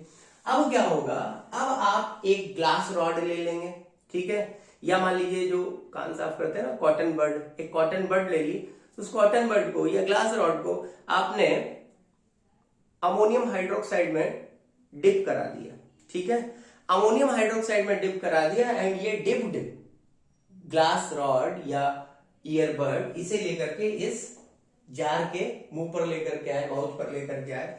तो अमोनियम हाइड्रोक्साइड फार्मूला क्या होता है? NH4OH, ठीक है, दिस इज अमोनियम हाइड्रोक्साइड।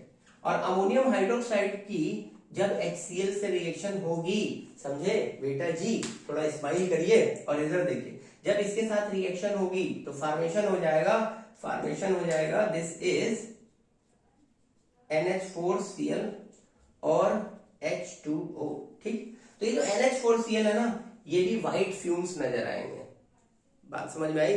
तो NH4Cl जो बन गया यहाँ पर, आपने अमोनियम हाइड्रोक्साइड से गीला किया हुआ एक कॉटन बड या मान लीजिए ग्लास रॉड है, उसमें NH4OH में अमोनियम हाइड्रोक्साइड में उसको डिप किया और यहाँ पर इसके गैस जार के मुंह पे लाए, तो यहाँ पर आपको व्हाइट फ्यूम्स बनते हुए नजर आएंगे। और वो व्हाइट फ्यूम्स क्या है? Ammonium chloride. और ये रिएक्शन इस तरीके से होती है, जब अमोनियम हाइड्रोक्साइड HCl से रिएक्ट कर रहा है, ये बेस है, ये एसिड है, तो सॉल्ट एंड वाटर का फॉर्मेशन होगा कि नहीं होगा? और ये एक वोलेटाइल या सब्लिमेट, सॉरी वोलेटाइल नहीं, एक सब्लिमेट सॉल्ट होता है अमोनियम क्लोराइड। तो ये जो है व्हाइट फ्यूम्स की फॉर्म में यहाँ पर आपको अपीयर होता हुआ नजर आएगा, ठीक है बेटा। अगला पॉइंट आपसे ये पूछा जा सकता है कि भाई प्रूफ करो कि ये जो यहाँ पर गैस जार है, इस गैस जार में, ये भी क्वेश्चन बहुत इंपॉर्टेंट है बेटा, आप जो हम बोल रहे हैं, ठीक है, क्वेश्चन पूछा जाएगा कि भाई प्रूफ करिए या डिमॉन्स्ट्रेट करिए, दिखाइए कि जो हमारा HCl है that is relatively heavier than air, ठीक है, इसको हम एयर के अपवर्ड डिस्प्लेसमेंट से ही कलेक्ट कर रहे हैं। गैस जार में जो गैस हम कलेक्ट कर रहे हैं वो HCl ही, इसको कैसे प्रूफ करोगे? तो इसको प्रूफ करने के लिए आपको ये किया गया, यहाँ पर एक गैस जार, बुक में आप देखेंगे तो बना हुआ है, गैस जार के अंदर आपने यहाँ पर एक कैंडल ले ली और इस कैंडल को लेकर के जला दिया, इग्नाइट कर दिया, कैंडल जल रही है बढ़िया एकदम लल्लन टाप तरीके से, है ना, बहुत लल्लन टाप तरीके से कैंडल जो एकदम ऐसे जल रही है, फड़फड़ा रही है, ठीक है। अभी क्या हुआ कि दूसरा गैस जार जिसमें HCl भरा हुआ है, उस गैस जार को यहाँ पर देखो, एक ऐसा डायग्राम आपको दिया हुआ है, इस गैस जार को यहाँ पर ऐसे लेकर के आपने अरेंज किया और इस गैस जार को ऐसे ले आकर के टेढ़ा कर दिया यहाँ पर ले आके। तो इस वाले गैस जार में, ठीक है, ये वाले गैस जार, अच्छा दोनों के माउथ एकदम आसपास होने चाहिए क्योंकि थोड़ा दूर रखोगे तब तो ऐसे ही निकल जाएगा। तो यहाँ पर आपने ऐसे रखा, तो इस वाले गैस जार में जो हमारी HCl भरी हुई थी, जब वो HCl यहाँ पर जाएगी तो HCl के यहाँ पर आने से क्या होगा, इस वाले गैस जार में जो एयर भरा हुआ था, आप सपोज इस वाले गैस जार में ये एयर भरा हुआ था, तो एयर जो है ये वाले गैस जार से शिफ्ट होकर के देखिए बाहर निकल गया और यहाँ से हम क्या पास कर रहे हैं, यहाँ से हम HCl को पास कर रहे हैं, तो HCl यहाँ पर नीचे आएगा। किसी भी चीज के कंबशन के लिए जरूरत किसकी होती है? ऑक्सीजन की जरूरत होती है, मींस एयर की जरूरत होती है। तो जब तक एयर थी इस गैस जार के अंदर, तब तक तो ये कैंडल जो है ना जल रहा था एकदम बढ़िया, है ना, जबरदस्त इग्निटेड था, चमक दिखाई दे रही थी। लेकिन जैसे HCl यहाँ पर आया, ऑक्सीजन बाहर चला गया, एयर बाहर चला गया, तो अभी क्या होगा, ये जो हमारी कैंडल होगी, ये मतलब फूंक मार के नहीं बुझानी है, ये कैंडल अपने आप जो है बंद हो जाएगी, ठीक है, ये कैंडल बंद हो गई, बुझ गई। तो इट मीन्स कि जो गैस जार है उसके अंदर HCl पहुंच रहा है और जब HCl यहाँ पर पहुंचा तो यहाँ पर प्रेजेंट एयर का उसने अपवर्ड डिस्प्लेसमेंट करा दिया। तो कलेक्शन कैसे होता है उसके लिए लाइन लिखी हुई है, upward displacement of the air, ठीक है, मेथड से हम HCl को कलेक्ट कर, HCl गैस को कलेक्ट कर रहे हैं गैस जार में। इसको प्रूफ करने के लिए आपके पास ये एक्सपेरिमेंट है और पूछा जा सकता है कि प्रूफ करिए भैया, है ना, कैसे प्रूफ करोगे? तो ये एक्सपेरिमेंट दिया हुआ, please go through this text, इस पूरे टेक्स्ट के साथ जाइए, अपनी बुक में देखिए, ठीक है। साथ में जो हम पढ़ा रहे हैं उसके नोट्स तो तुम बना ही रहे हो, लेकिन this is one shot video, हमने एक एक लाइन कवर करने की कोशिश की है बेटा। लेकिन फिर भी हम कहेंगे कि अगर डिटेल नॉलेज के लिए आप चीजों को डिटेल नॉलेज में चीजों को समझना चाहते हैं तो जाहिर सी बात है यार, बुक भी रखो ना सामने। वो जो पढ़ा रहे हैं वो तो ठीक है, लेकिन बुक के साथ भी आपको चीजों को देखना है, ठीक है ना। किसी गफलत में मत रहो, जितना ज्यादा पढ़ोगे, जितना ज्यादा देखोगे, आपको चीजें समझ में आएंगी, ठीक है। समझ में आई तो लाइक करो, दोस्तों बीच में शेयर करो, सब्सक्राइब कर लो अगर अभी तक नहीं किया है तो, ठीक। तो एक ये क्वेश्चन हो गया, नोट करिए जल्दी से डायग्राम को। अब आइए प्रिकॉशंस की बात करते हैं। तो प्रिकॉशंस में क्या है भाई, लेबोरेटरी में, केमिस्ट्री की लैब में स्पेशली ध्यान रखो कि जब आप जाएंगे तो वहां पर प्रिकॉशन मेजरमेंट जो है उनको आपको जरूर ध्यान देना है। अगर आपने ऐसा नहीं किया और डायरेक्ट मान लीजिए आप एक्सपेरिमेंट कर रहे हैं तो हो सकता है कि आपने चीजों को ध्यान से नहीं लिया, हैंडल विथ केयर नहीं किया, तो फिर आप क्या हो जाएंगे, आप नुकसान में आ जाएंगे, आपको प्रॉब्लम हो सकती है। तो प्रॉब्लम से बचने के लिए प्रिकॉशंस का जानना भी जरूरी है, ठीक है। तो यहाँ पर सच ऐसा कुछ नहीं है, लेकिन फिर भी समझते हैं होता क्या है। पहला पॉइंट जब हमने आपको लैब मेथड में समझाया कि टेम्परेचर जो हमें रखना है that is below 200 degree Celsius, below 200 degree Celsius. तो उसका कुछ रीजन रहा होगा ना बेटा। रीजन ये है कि जब आप 200 से अबव टेम्परेचर लेते हैं, 200 डिग्री सेल्सियस से अबव टेम्परेचर लेते हैं, तो वहां पर फॉर्मेशन होने लगता है, ये आपने NaCl लिया हुआ था, ये आपने ले लिया कॉन्सेंट्रेटेड H2SO4 और concentrated H2SO, this is BMI। भयंकर मोस्ट इंपॉर्टेंट ये क्वेश्चन पूछा जाता है कि हम 200 से बिलो टेम्परेचर ही क्यों रखते हैं during the formation of HCl gas, ठीक है। तो यहाँ पर जब आप टेम्परेचर हाई रख लिए, 200 डिग्री सेल्सियस से ऊपर का आपने टेम्परेचर रख लिया, तो बेटा जी होगा क्या, होगा ये कि जो H2SO4 है ना, इसका कंप्लीट या टोटल या 100% आयनाइजेशन हो जाएगा। और जब ऐसा होगा ना तो होगा क्या, यहाँ हो जाएगा आपका Na2SO4, सोडियम सल्फेट बन जाएगा। लेकिन अगर हम 200 डिग्री सेंटीग्रेड बिलो टेम्परेचर लिए थे तब क्या बना था, तब बना था सोडियम हाइड्रोजन सल्फेट। तो यहाँ पर सोडियम सल्फेट का फॉर्मेशन हो गया। और साथ में क्या चीज बन गई, साथ में बन गया टिंग टोंग मीन्स वाटर, वाटर का फॉर्मेशन हो गया, ठीक है भैया, वाटर का फॉर्मेशन हो गया। नहीं सॉरी वाटर का नहीं यार, HCl का फॉर्मेशन। वाटर क्यों, हर जगह वाटर थोड़ी बनाते हैं, हर जगह पानी नहीं फेंका जाता है। तो यहाँ पर HCl का फॉर्मेशन हो गया। देखिए अब बैलेंस करने के लिए आपने यहाँ पर 2 मेंशन किया, होगा क्या, यहाँ से ये जो 2 क्लोरीन है मिल रहे हैं, यहाँ से मिलने वाले दोनों हाइड्रोजन के साथ ज्वाइन कर गए और ज्वाइन करके इन्होंने क्या बना दिया, this is 2HCl, 2 mole H2SO, 2 mole hydrogen chloride के मिल गए। और यहाँ पर जो हमारा सॉल्ट मिल रहा है वो अब acidic salt NaHSO4 acidic salt है, उसके कंपोजिशन में हाइड्रोजन प्रेजेंट है तो वो एसिडिक सॉल्ट है। वो ना मिल करके क्या मिल रहा है, एक नॉर्मल सॉल्ट मिल रहा है, ठीक है। Na2SO4 एक नॉर्मल सॉल्ट है, क्यों, क्योंकि इसकी कंपोजिशन में हाइड्रोजन प्रेजेंट नहीं है, पहली चीज। दूसरी चीज, ये जो Na2SO4 जब इसको आयनाइज करेंगे तो यहाँ पर केवल एक कैटायन और एक एनायन कैटेगरी है ना, 1 कैटेगरी ऑफ कैटायन और 1 कैटेगरी ऑफ एनायन मिल रहा है, इसलिए जो है ये एक सिंपल सॉल्ट हो जाएगा, ठीक है बेटा।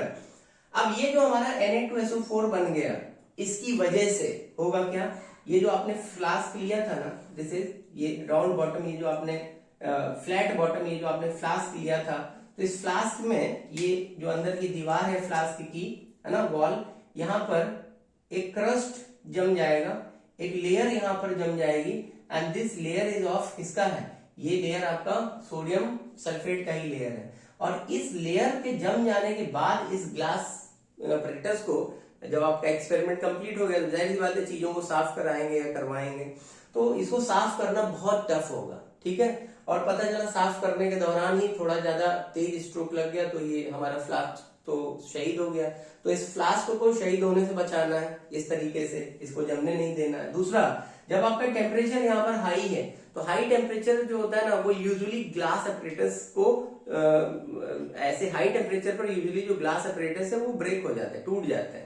तो ग्लास अपरेटस को टूटने से भी बचाना है और ग्लास अपरेटस जो है अच्छी तरह से साफ एकदम ट्रांसपेरेंट दिखे, उनकी वॉल पर किसी चीज को जमने भी नहीं देना है, ठीक है ना। तो यही कुछ स्पेसिफिक पॉइंट है प्रिकॉशंस में, आपको थोड़ा सा ध्यान देना है। इस वजह से वहां पर टेम्परेचर बिलो 200 सेंटीग्रेड लेकर के और चीजों को हीट करते हैं। और ये जो फ्लैट बॉटम फ्लास्क क्यों लिया, तो ये भी मैंने आपको पिछले उसमें अभी लेक्चर में बताया था, आप पीछे जाकर के भी उसे चेक कर सकते हैं। ठीक है, नोट करिए जल्दी से। आगे बढ़ते हैं बेटा, आपसे HCl की फिजिकल प्रॉपर्टीज पूछी जाएंगी। अब ध्यान दो, यहाँ पर ये जो फिजिकल प्रॉपर्टीज अभी हम लोग फिलहाल हाइड्रोजन क्लोराइड गैस के लिए पढ़ रहे हैं। इसी सेक्शन में आगे हम लोग पढ़ेंगे फॉर्मेशन ऑफ हाइड्रोक्लोरिक एसिड, उसके लिए बैक सेक्शन मेथड आपको समझाया गया है, और वहां पर भी फिर आपको एक सेगमेंट दिया गया है प्रॉपर्टीज ऑफ हाइड्रोक्लोरिक एसिड। तो ध्यान दो, हाइड्रोक्लोरिक एसिड का फॉर्मेशन हो किससे रहा है, वो तो HCl गैस से ही हो रहा है जब हम उसे वाटर में डिसॉल्व करते हैं। ठीक है, तो फिजिकल प्रॉपर्टीज यहां पर समझ लीजिए, एंड इसी से कंपेयर करते हुए लगभग फिजिकल प्रॉपर्टीज है, बहुत ज्यादा उसमें डिफरेंस नहीं है, तो वो वहां से आप क्लियर कर लेंगे। तो सबसे पहले हम लोग बात करते हैं कलर की। पीछे ही बता चुके हैं यार कि मिस्टर इंडिया टाइप गैस है ना, मतलब दिखाई नहीं देती है यार। क्यों नहीं दिखाई देगी, सीधी सी बात है, ट्रांसपेरेंट है, तो ये ट्रांसपेरेंट होता है, इसका कोई कलर नहीं होता। आप लिखेंगे नो कलर, है ना, नो कलर। फिर पूछेगा स्मेल, ये ऑर्डर क्या होगा, तो स्मेल और ऑर्डर बहुत अच्छा तो नहीं होता है। कैसा होता है, चोकिंग ऑर्डर, एसिडिक नेचर है ना। अगर ये आपने ज्यादा अमाउंट में इनहेल कर लिया तो मौत भी हो सकती है, लेकिन अगर हल्के फुल्के अमाउंट में है, ये हमारी बॉडी में जा रहा है, रेस्पिरेटरी सिस्टम में गया, नाक में, यहाँ, तो ये जो नेजल इपिथेलियम अंदर वाली होगी ना, यहाँ पर अजीब सा इरिटेशन टाइप का लगेगा। ठीक है, और उसके बाद अगर ये यहाँ तक गले तक आया तो एक चोकिंग ऑर्डर स्मेल होगी, ऐसा लगेगा यार कुछ चोक, कुछ अजीब टाइप का लगेगा, तो वो चोकिंग ऑर्डर होगा। टेस्ट की बात अगर करी जाए तो टेस्ट क्या नाम है इसका, हाइड्रोजन क्लोराइड गैस। नेचर कैसा भैया, नेचर भी एक पॉइंट यहां पर आप मेंशन कर लीजिए ना, नेचर। तो इसका जो नेचर है वो है स्ट्रॉन्ग एसिड। ठीक है, सिंपली आप एसिडिक नेचर याद रखो। तो कोई भी ऐसा सब्सटेंस जो एसिड है, वो एसिड क्यों है, नाम क्यों रखा गया एसिड, तो आपने 9th क्लास में पढ़ा होगा, नहीं पढ़ा होगा तो 10th में एसिड बेस सॉल्ट पढ़ा होगा कि जो एसिड टर्म है this is derived from the Greek term acidus, और एसिडस का मतलब होता है सॉर इन टेस्ट। तो यहां से ये बात क्लियर हो गई कि ये जो इसका टेस्ट है वो क्या है, सॉर। सॉर मीन्स खट्टा। ठीक है, अब कुछ बच्चों को खट्टा पसंद होगा, मान लो उनको खट्टा खाने का मन किया तो कहा यार एक काम करते हैं, HCl ही है ना, लैब में तो है, लैब में हम भी हैं, चलो थोड़ा सा HCl जो है ना टेस्ट कर लेते हैं। तो प्लीज ऐसी गलती मत करिएगा, अगर आपने HCl टेस्ट कर लिया तो उसके बाद बाकी कोई टेस्ट आपको नहीं आने वाला है। ठीक, क्लियर। डेंसिटी की अगर बात करें तो डेंसिटी, हमने आपको एक फार्मूला बताया था डेंसिटी कैलकुलेट करने के लिए। क्या करते हैं, जो भी मॉलिक्यूलर मास होता है उसको 2 से डिवाइड कर देते हैं, डेंसिटी आ जाती है। तो इसका मॉलिक्यूलर मास कितना है, 36.5। जब 36.5 है तो इसकी डेंसिटी क्या आ जाएगी, दिस इज 18.25, और 18.25 इसकी डेंसिटी है एक्चुअल, है ना। ये आपसे डायरेक्ट पूछा गया डेंसिटी क्या है तो आपने ये पॉइंट लिख दिया, लेकिन ये पूछा जाएगा क्वेश्चन, बहुत ध्यान से समझो जो क्वेश्चन बता रहे हैं, लिख लो इसे कि ये एयर से कितना हैवी है ना, हैवियर देन एयर। जो HCl है that is heavier than air. FIB में क्वेश्चन आ जाए या ऑब्जेक्टिव में क्वेश्चन आ जाए तो आप लिखेंगे this is approx 1.28 times heavier than air, approx 1.28 times heavier than air, ये पॉइंट आपको लिखना है। ठीक है बेटा। सॉल्युबिलिटी, क्योंकि जो HCl है वो एक पोलर कोवेलेंट कंपाउंड है, पोलर कोवेलेंट है, तो पोलर होने की वजह से P for polar, P for पानी में मीन्स वाटर में डिसॉल्व हो जाएगा, और इन एनी प्रोपोर्शन, पानी कम हो ज्यादा हो इससे मतलब नहीं, वाटर बस होना चाहिए, और HCl को आप डिसॉल्व करेंगे तो डिसॉल्व हो जाएगा। रीजन पूछा जाए क्यों डिसॉल्व हुआ तो आप बताएंगे because it is a polar compound, है ना, पोलर नेचर का सब्सटेंस है, इस वजह से ये वाटर में डिसॉल्व हो जाएगा। नोट करिए। आगे बढ़ते हैं बेटा। अब HCl की जो फिजिकल प्रॉपर्टी है उसमें सॉल्युबिलिटी की बात अभी हमने पीछे आपसे करी थी। तो सॉल्युबिलिटी में अक्सर आपसे ये पूछ लिया जाता है कि भाई प्रूफ करो कि HCl जो है वाटर में सॉल्युबल है। ऐसे कैसे मान लें HCl वाटर में सॉल्युबल, तो उसके लिए एक ही एक्सपेरिमेंट है, and this experiment is also BMI बोले तो भयंकर मोस्ट इंपॉर्टेंट, ये भयंकर मोस्ट इंपॉर्टेंट एक्सपेरिमेंट है। ये एक्सपेरिमेंट आपका ऐसे बना करके पूरा सेटअप पेपर में प्रिंट रहेगा, मे भी चीजों की लेबलिंग करने के लिए भी आ सकती है कि भाई ये बताओ क्या है, ये क्या है, वगैरह वगैरह 1 2 3 4 5 पॉइंट आपको दे दिए जाएंगे, आपको लेबल करना होगा। ठीक है, फिर आपसे पूछ लिया जाएगा कि इस जो सेटअप है इसमें कुछ क्वेरीज होंगे, है ना, तो वो जो क्वेरीज होंगे क्वेश्चन के फॉर्मेट में होंगे, उसके आपके आंसर करने होंगे। तो पूरे अगर एक्सपेरिमेंट को आपने डिटेल से समझ लिया बेटा तो एकदम ग्रिप में आ जाना है। ठीक है, चलो तो स्टार्ट करते हैं। तो पहले तो सेटअप को समझो। सेटअप है क्या, यहां पर आपने नीचे एक बीकर ले लिया, ठीक है, और बीकर के अंदर आपने क्या किया, यहाँ पर ब्लू लिटमस सॉल्यूशन ले लिया, है ना। एक्वा सॉल्यूशन है, वाटर में जो लिटमस होता है, this is a chemical dye. Litmus एक नेचुरल डाई है, याद रखेंगे, ठीक है, ये आर्टिफिशियल डाई नहीं है। जनरली इंडिकेटर बोलते हैं। इंडिकेटर क्या होते हैं, कलर सब्सटेंस ही होते हैं, तो इनको डाई भी बोल सकते हो। तो ये एक नेचुरल इंडिकेटर है। लिटमस मिलता किससे है, तो ये लीचेंस से मिलता है। लीचेंस वो प्लांट होते हैं जो एयर के अच्छे इंडिकेटर होते हैं, ठीक है ना, एयर क्वालिटी के इंडिकेटर। अगर कहीं पर एयर पोल्यूशन बढ़ रहा है तो उस एरिया में जो लीचेंस होंगे उनकी ग्रोथ सप्रेस्ड हो जाएगी, और एयर क्वालिटी वहां बहुत अच्छी है तो लीचेंस वहां पर ग्रो करते हैं। तो लीचेंस जो होते हैं उन्हीं से एक्सट्रैक्ट किया जाता है एक तरीके का डाई, जो यूजुअली दो रंगों में मिलता है, रेड एंड ब्लू। तो रेड जो एक्सट्रैक्ट होता है उसको रेड लिटमस बोलते हैं, नेचुरल है ये, ठीक है, और जो ब्लू एक्सट्रैक्ट करते हैं वो होता है ब्लू लिटमस। तो आपने ये ब्लू लिटमस जो है यहाँ पर ऑब्टेन करके मतलब ले करके और उसका पानी में एक सोल्यूशन बना लिया, यहाँ पर ब्लू लिटमस भरा। इससे फिर आपने एक ये ट्यूब लगाई है। इस ट्यूब की खास बात क्या है कि देखो ट्यूब यहाँ से ऊपर तक तो एकदम यूनिफॉर्म, एकदम नैरो एक ट्यूबिंग है, और लास्ट में जाकर के जो फ्लास्क के अंदर जो इसका एंड यहाँ पर अरेंज किया गया, ये जो है ना, जैसे हम लोग के इंजेक्शन की जो सिरिंज होती है उसको आपने देखा होगा, उसका ये जो ऊपर जाकर के जो पॉइंट होता है ये थोड़ा सा ऐसे पॉइंटेड हो जाता है, ऐसा एक जेट जैसा बना लेता है। तो ऐसे ही ये जो ट्यूब है यहाँ पर ऊपर जाकर के ये जेट जैसा इसने बना लिया। जेट बनाने का फायदा ये है कि जब इस एक्सपेरिमेंट में ये सॉल्यूशन रेज होकर के इसमें ऊपर चलेगा, है ना, ये यहाँ पर ये ड्रॉपर भी एक अरेंज किया गया है। इस पूरे सेटअप को पहले समझ लो फिर बताते हैं। तो ये आपने यहाँ पर एक जेट ट्यूब लगा दी, उल्टा यहाँ पर एक फ्लास्क आपने जोड़ रखा है जिसमें कॉर्क की मदद से ये पूरा सेटअप बनाया हुआ है, और यहाँ पर देखिए आपने एक ड्रॉपर भी लगा दिया, ठीक है। एंड इस ड्रॉपर के अंदर जो है आपने क्या ले रखा है, तो इस ड्रॉपर के अंदर आपने ले रखा है वाटर, है ना। ड्रॉपर के अंदर आपने क्या ले रखा है, ड्रॉपर के अंदर ध्यान देना है, आपने ले रखा है वाटर, ठीक है। अगर डिस्टिल्ड वाटर हो तो और अच्छी बात है, यहाँ पर आपने वाटर ले रखा है, और इसी ड्रॉपर की मदद से यहाँ पर कैपिलरी में सक्शन फोर्स जनरेट कराया जाएगा। अब वो कैसे, अब जरा उसे समझिए। और ये जो आपने फ्लास्क लिया है इसके अंदर आपने HCl गैस ले रखी है, और ये HCl गैस कैसी है बेटा, ये भी आपकी ड्राई होनी चाहिए। अगर ड्राई है तब एक्सपेरिमेंट का जो आउटपुट है ना वो आपको बहुत अच्छे से दिखाई देगा, ठीक है। चलिए, तो अभी होता क्या है कि आपने ये ड्रॉपर में देखिए पानी है, ठीक है, ड्रॉपर में अच्छी तरीके से पानी एकदम भरा हुआ है, और अब यहां से ड्रॉपर को हम ऐसे पिंच करेंगे, मींस दबाएंगे। तो ड्रॉपर को जब आपने यहाँ पर दबाया तो होगा क्या, होगा ये वाटर ऊपर रेज करेगा, ठीक है। अभी देखिए यहाँ से ये सॉल्यूशन अभी रेज नहीं किया है जेट ट्यूब में। अभी क्या हो रहा है कि जब आपने ड्रॉपर दबाया तो ड्रॉपर में जो ये वाटर भरा हुआ है ना, पानी भरा हुआ है, ये दबाने पर ये पानी जो है ड्रॉपर से रेज करके फ्लास्क के अंदर पहुंचेगा, और जब फ्लास्क के अंदर ये पानी पहुंचेगा तो यहाँ पर प्रेजेंट जो भी हमारा ड्राई HCl गैस है उसमें some what amount of the gas, कुछ अमाउंट, अब डिपेंड करता है वाटर की क्वांटिटी कितनी, बाय ड्रॉपर में तो थोड़ा सा ही पानी आएगा, तो वो थोड़ा सा जो पानी है ना वही अपने आप के साथ क्या करेगा, some amount of the dry HCl जो गैस है इसको डिजोल्व कर लेगा। HCl is soluble into water. अब ये डिजोल्व हो गया, HCl डिजोल्व हो गया, ध्यान दो, वाटर में डिजोल्व हो गया। और HCl के डिजोल्व होने के बाद हुआ क्या, हुआ ये, जैसे मान लीजिए कि ये बेंच है, ठीक है, ये एक बेंच है, और इस बेंच पे ये 4 लोग बैठे हुए हैं, 1 2 3 4, ये 4 लोग बेंच के ऊपर बैठे हुए हैं, ठीक है। और इसमें से इस एक आदमी को यहाँ से हटा दिया जाए, 1 2 3 में से कोई एक को हटा दिया जाए, तो ये वाला स्पेस क्या हो गया, ये स्पेस खाली हो गया ना।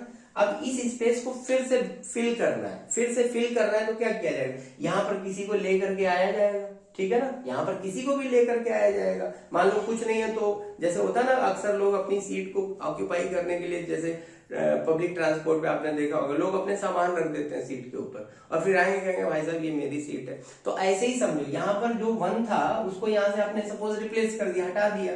अब जब ये हटा दिया, ये चला गया, तो ये स्पेस खाली हो गया। अब इस स्पेस को फिर से कवर करना है, तो कवर करने के लिए यहाँ पर कोई तो आएगा। तो वही चीज होती है कि जब ये फ्लास्क के अंदर HCl जो है ना भरा हुआ, फ्लास्क लाइक बेंच है और HCl क्या उस पर बैठे हुए लोग हैं, ये फ्लास्क के अंदर HCl भरा हुआ है, HCl गैस भरा हुआ है, और जब आपने ड्रॉपर को ऐसे दबाया तो ड्रॉपर दबाने के बाद क्या हुआ, कुछ वाटर देखिए यहाँ पर आ गया, है ना, वाटर आया।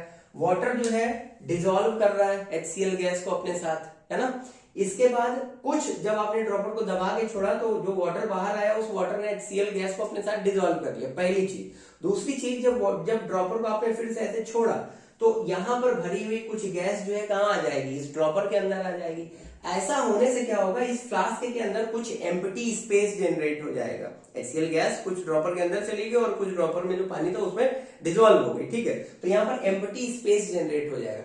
और अगर कहीं कोई क्लोज्ड कंटेनर है एंड यूजुअली उसको चीजों के साथ अपने ऐसे ट्यूब वगैरह के साथ जोड़ रखा है और वहां पर एम्प्टी स्पेस जनरेट हुआ, तो होता क्या है कि उस एम्प्टी स्पेस को वापस से फुल करने के लिए, मींस फिर से उसको भरने के लिए जरूरत होती है कि भाई यहाँ पर किसी मटेरियल को लाया जाए। तो अब मटेरियल कौन आएगा, तो यहाँ पर ये जो एम्प्टी स्पेस जनरेट होगा उसकी वजह से ये जो ट्यूब आपने लगाई थी कैपिलरी ट्यूब जो एक जेट जैसी है ऊपर, इसलिए इसको जेट कैपिलरी ट्यूब या सिंपली जेट ट्यूब बोल सकते हैं। तो इस जेट ट्यूब के अंदर जो नैरो कैविटी है वहां पर एक सक्शन फोर्स जनरेट हो जाएगा। सक्शन फोर्स लाइक वही जो कोल्ड ड्रिंक की बोतल में आप ऐसे एक्स्ट्रा डाल करके ऐसे चूसते हैं ना, तो आपके मुंह के अंदर जो है वो कोल्ड ड्रिंक आ जाएगा। बॉटल तो आपने यहाँ रखा हुआ है एंड ये पतला सा जो प्लास्टिक का पाइप एक्स्ट्रा बोलते हैं, तो ऐसे सक करते हैं, तो सक्शन फोर्स की वजह से तो चीजें आ रही हैं। तो यहाँ पर भी सक्शन फोर्स जनरेट होगा and because of this suction force क्या होगा, जो ब्लू लिटमस सॉल्यूशन यहाँ पर भरा हुआ है, ये सक्शन फोर्स की वजह say that will pull upward, धीरे धीरे धीरे धीरे ऊपर की तरफ ये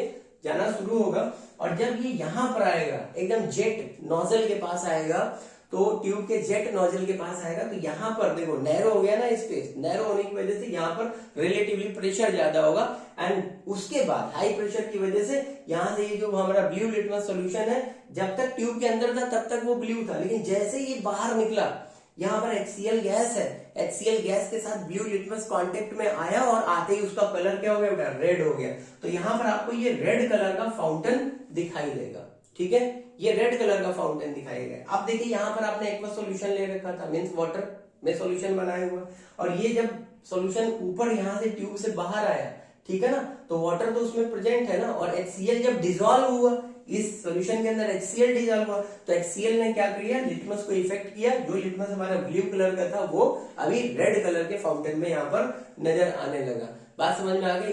तो इस एक्सपेरिमेंट का सीधा सा बस मतलब ये है, ये दिखाना यहाँ पर नेचर था, पर्पस था कि जो HCl है that is highly soluble into water, ठीक है।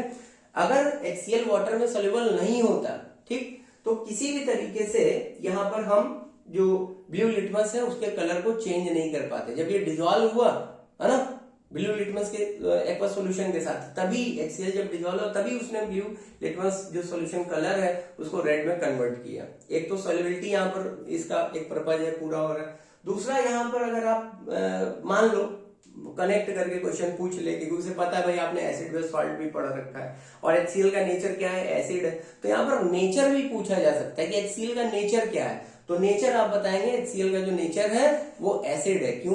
क्योंकि जितने भी एसिड होते हैं उनका एक इंडिकेटर टेस्ट होता है। एसिड के लिए एक फंडा याद कर लो, ये फंडा याद कर लो, ये आपके लिए हमेशा काम आएगा, कभी भूलोगे नहीं, मे भी ऑब्जेक्टिव में क्वेश्चन आ जाए। BAR, ठीक है, ये फंडा बना लीजिए। BAR का मतलब क्या हो गया, B for blue litmus, R for red litmus. Acid की प्रेजेंस में जो ब्लू लिटमस है वो रेड में कन्वर्ट हो जाएगा, ठीक है। तो याद रखना यहाँ पर, क्योंकि ब्लू लिटमस जो है ना वो यहाँ पर रेड में कन्वर्ट हुआ, तो सॉल्युबिलिटी के बाद यहाँ पर नेचर भी पूछा जा सकता है। तो आप बताएंगे कि भाई क्योंकि यहाँ ब्लू लिटमस रेड में कन्वर्ट हो गया, रेड फाउंटेन मिल रहा है, इसलिए HCl जो है सॉल्युबल होने के साथ साथ इसका एसिडिक नेचर भी है। ठीक है बच्चों, ये नोट कर लो पूरा। नेक्स्ट आइए, आपसे पूछा जा सकता है केमिकल प्रॉपर्टीज क्या है HCl की। पूछा जा सकता नहीं है, पूछा ही जाएगा भैया, हर चीज इंपॉर्टेंट है। ये मत सोचो कि कुछ इंपॉर्टेंट है, हर चीज इंपॉर्टेंट है जो बुक में दी हुई है, ठीक है। तो उसी के लिए ये वीडियो आपके लिए तैयार किया जा रहा है कि आप एक जगह बैठ के इत्मीनान से आराम से चीजों को पढ़ पाए, समझ पाए, ठीक है। तो यहाँ पर 3 पॉइंट आपको दिए गए हैं केमिकल रिएक्शन में, केमिकल प्रॉपर्टीज को समझाने के लिए। पहला पॉइंट है कंबस्टिबिलिटी ऑफ HCl। तो यहाँ पर सीधे सीधे याद रखना कि HCl जो है ना तो खुद जलता है और ना ही जलाता है, नॉर कंबस्टिबल नॉर सपोर्ट्स इन कंबशन, ठीक है। ना तो नाइदर सपोर्ट्स इन कंबशन, ना तो जल रहा है ना ही जला रहा है, ठीक है। पहला पॉइंट मतलब कंबशन नहीं करता है, ठीक है। दूसरा पॉइंट आपसे ये पूछा जा सकता है कि थर्मल डिकम्पोजिशन होता है कि नहीं होता है। तो थर्मल डिकम्पोजिशन में आप लिखेंगे कि अगर हमने HCl लिया हुआ है और इस HCl को लेकर के हम 500 डिग्री सेल्सियस टेम्परेचर से हाई टेम्परेचर पर लगातार रख रहे हैं, ठीक है, continuously on heating high to 500 degree Celsius temperature, 500 degree Celsius से हाई टेम्परेचर पर कंटिन्यूअसली हीट कर रहे हैं। तो ऐसा करने पर जो हाइड्रोजन क्लोराइड गैस है ना, ये हाइड्रोजन क्लोराइड गैस अपने कंपोजिटरी या कंपोनेंट गैसेस में डिकम्पोज हो जाएगा। हमें यहाँ पर हाइड्रोजन गैस और क्लोरीन गैस का फॉर्मेशन होकर के मिलेगा। उसके लिए ये कंडीशन है, आप ध्यान रखिएगा। बस इतनी सी एक छोटी सी चीज पूछी जा सकती है। लेकिन अगर टेम्परेचर 500 डिग्री सेल्सियस से बिलो है, नीचे है टेम्परेचर, तो ये थर्मल डिकम्पोजिशन नहीं होगा। हाई टेम्परेचर पे थर्मल डिकम्पोजिशन होगा। टेम्परेचर यहाँ पर मेंशन करना जरूरी है, याद रखो, ठीक है बेटा। नेक्स्ट पॉइंट आपसे पूछा जा सकता है कि व्हाट हैपेंड व्हेन HCl जो है उसे जब हम किसी मेटल के साथ रिएक्ट कराते हैं, तो मेटल में आपको याद रखना है एक्टिव मेटल्स। एक्टिव मेटल्स कौन से हैं? तो एक्टिव मेटल्स में आपने एक्टिविटी सीरीज पढ़ा होगा इलेक्ट्रोकेमिकल सीरीज में, अगर उसमें इलेक्ट्रोलाइसिस में नहीं पढ़ा है तो चलिए जल्दी से लिख देते हैं। यहां पर आपको याद रखना है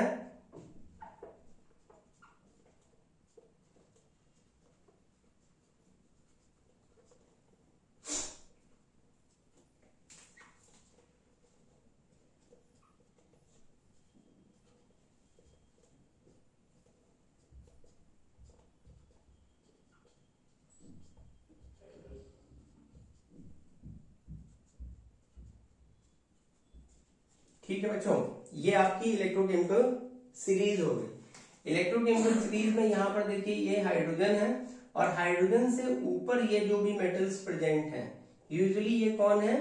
ये एक्टिव मेटल्स हैं। इनको बोला जाएगा एक्टिव मेटल्स देन हाइड्रोजन। और जो नीचे आ रहे हैं they are relatively less active metal than hydrogen. अब यहाँ पर एक्टिव मेटल का ही सारा खेल है। आपसे पूछा जाएगा रिएक्शन विद मेटल, तीसरा पॉइंट है। आपसे पूछा गया कि रिएक्शन विद मेटल्स, HCl की अगर हम जो है मेटल्स के साथ रिएक्शन कर रहा है, तो ध्यान रखना है कि एक्टिव मेटल्स के साथ रिएक्शन करने पर तो कुछ होगा, लेकिन ये रिलेटिवली लेस एक्टिव मेटल है देन हाइड्रोजन। तो रूम टेम्परेचर पर अगर ये प्रोसेस करा रहा है तो इन मेटल्स के साथ जो है HCl रिएक्ट नहीं करेगा, मीन्स कोई भी रिएक्शन नहीं करेगा। लेकिन अगर हमारे पास कोई भी एक्टिव मेटल है, ठीक है, तो क्योंकि एक्टिव मेटल हाइड्रोजन से ज्यादा रिएक्टिव है और हमारे पास जो हाइड्रोजन क्लोराइड गैस है इसकी आपने यहाँ पर रिएक्शन कराई, तो रिएक्शन कराने के बाद होगा क्या कि यहाँ पर जो हाइड्रोजन है ना, this hydrogen will displace due to the activity of active metal. Hydrogen displace हो जाएगा और ये मेटल क्लोरीन के साथ ज्वाइन करेगा, तो यहाँ पर क्या बन जाएगा? यहाँ पर बन जाएगा क्लोराइड ऑफ एक्टिव मेटल। वो जो भी अपने पास एक्टिव मेटल है उसका क्लोराइड बन जाएगा एंड हाइड्रोजन गैस का एवोल्यूशन होगा। ये पॉइंट आपको याद रखना है, ठीक है। ये रिएक्शन का फॉर्मेट है। अब चलिए एक दो आपको करके दिखा देते हैं। सपोज आपने सोडियम की रिएक्शन कराई, ठीक है, HCl के साथ, तो सोडियम की रिएक्शन HCl के साथ आप कराएंगे तो फॉर्मेशन हो जाएगा NaCl और हाइड्रोजन गैस का ये लिबरेशन हो गया। क्यों लिबरेशन हो गया? सोडियम की पोजीशन देखो इलेक्ट्रोकेमिकल सीरीज में और हाइड्रोजन को देखो, तो जो बहुत ज्यादा एक्टिव है ना वो बहुत ऊपर है, तो बहुत ऊपर वाला अपने से नीचे वाले को डिस्प्लेस कर देगा। तो ये सिंपल डिस्प्लेसमेंट रिएक्शन है। जैसे ये वाला केस पूछा जाएगा ना, रिएक्शन विद मेटल्स, तो ये डिस्प्लेसमेंट रिएक्शन है जिसमें हाइड्रोजन गैस को डिस्प्लेसमेंट किया जाएगा from the HCl on the reaction with active metal. Active metal की रिएक्शन की वजह से हाइड्रोजन डिस्प्लेस हुआ है। ऐसे ही कोई भी आप ले लो, कैल्शियम हो, मैग्नीशियम हो, एल्यूमिनियम हो, जिंक हो, आयरन हो, है ना, निकेल हो गया, स्टेनियम हो गया, लेड हो गया, क्रोम, कोई भी आपने ले लिया, HCl के साथ रिएक्शन कराएंगे तो यहाँ पर फॉर्मेशन जो है आपको बस दिखा देना है कि हाइड्रोजन गैस लिबरेट हो जाएगा और वो जो भी आपने मेटल लिया उस मेटल का क्लोराइड का फॉर्मेशन हो जाएगा। ठीक है बच्चों, नोट करो। अब आइए बच्चों, अगला केस है। आपसे ये पूछा जा सकता है कि भाई हाइड्रोजन क्लोराइड गैस तो आपने बना लिया, लेकिन उस हाइड्रोजन क्लोराइड गैस से हाइड्रोक्लोरिक एसिड कैसे प्रिपेयर करेंगे? तो सिंपल बात है, सॉल्युबिलिटी में ही इसका आंसर छुपा हुआ है। पीछे हम आपको बता चुके थे कि जो हाइड्रोजन क्लोराइड गैस है that is highly soluble into water. तो ये तो बात क्लियर हो गया कि HCl को वाटर में धीरे धीरे धीरे करके डिसॉल्व करते जाओ, या बुक में ये लाइन लिखी हुई है कि when hydrogen chloride gas absorbs into water, absorbs into water means water के अंदर जब ये एब्जॉर्ब होगी मींस डिसॉल्व होगी, तो किसका फॉर्मेशन होगा, HCl liquid, that is known as hydrochloric acid. तो जो इसकी लिक्विड स्टेट है उसी को हाइड्रोक्लोरिक एसिड बोलते हैं। लेकिन इसको कंडेंस कर पाना थोड़ा सा मुश्किल है। वैसे कोई भी गैस हो प्रेशर बढ़ाओगे तो कंडेंस होगी, लेकिन यहाँ पर और आसान तरीका अपनाया गया कि भैया इसके जो नेचर, सॉल्युबिलिटी वाला नेचर है ना, उसका फायदा उठाओ और इसको डायरेक्ट वाटर में डिसॉल्व कर दो, और मैक्सिमम डिसॉल्व जब हम कर देंगे तो फॉर्मेशन हो जाएगा हाइड्रोक्लोरिक एसिड का। तो उसके लिए यहाँ पर एक मेथड यूज किया गया है। इस हमने एक डायग्रामेटिक व्यू में समझाने की कोशिश की है।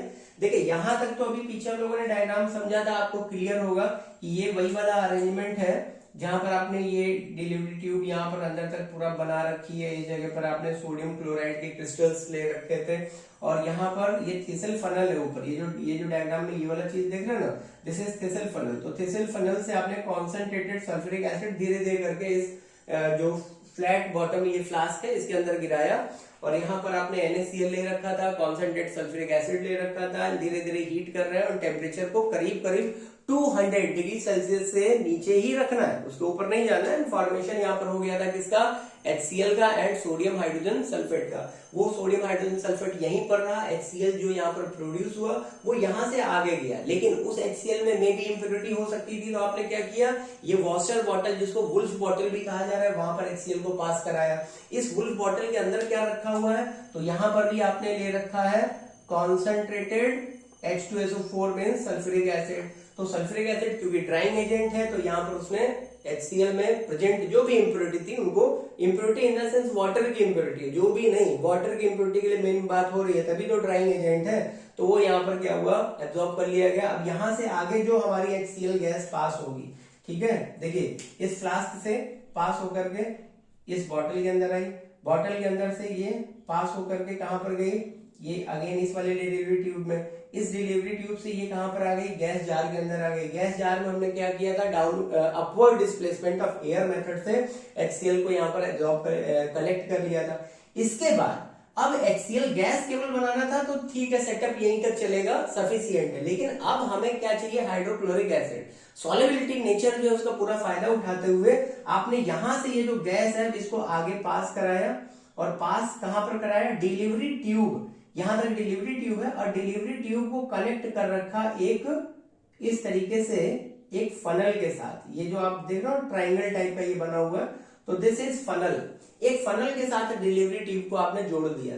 अब ये जो HCl पहुंच रहा है इस फनल के अंदर, ठीक है ना, इस फनल का ये वाला जो सरफेस है, सपोज अब आपको बताने के लिए थोड़ा सा 1 मिनट होल्ड करिएगा।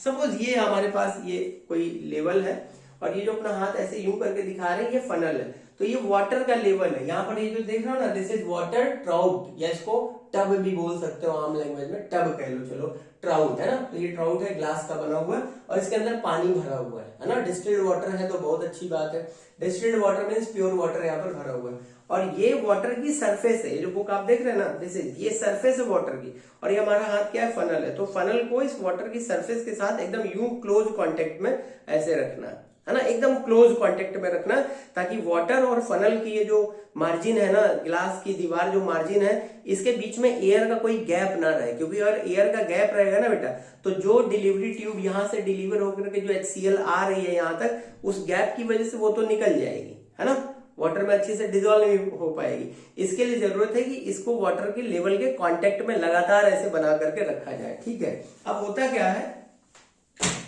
होता ये है कि जब आप यहां से इस डिलीवरी ट्यूब से HCl को जब यहां पर पास कराते हैं, और ये पूरा कांटेक्ट में बना हुआ है, तो HCl धीरे धीरे देखिए यहां पर डिजोल्व होना शुरू होता है, ठीक है।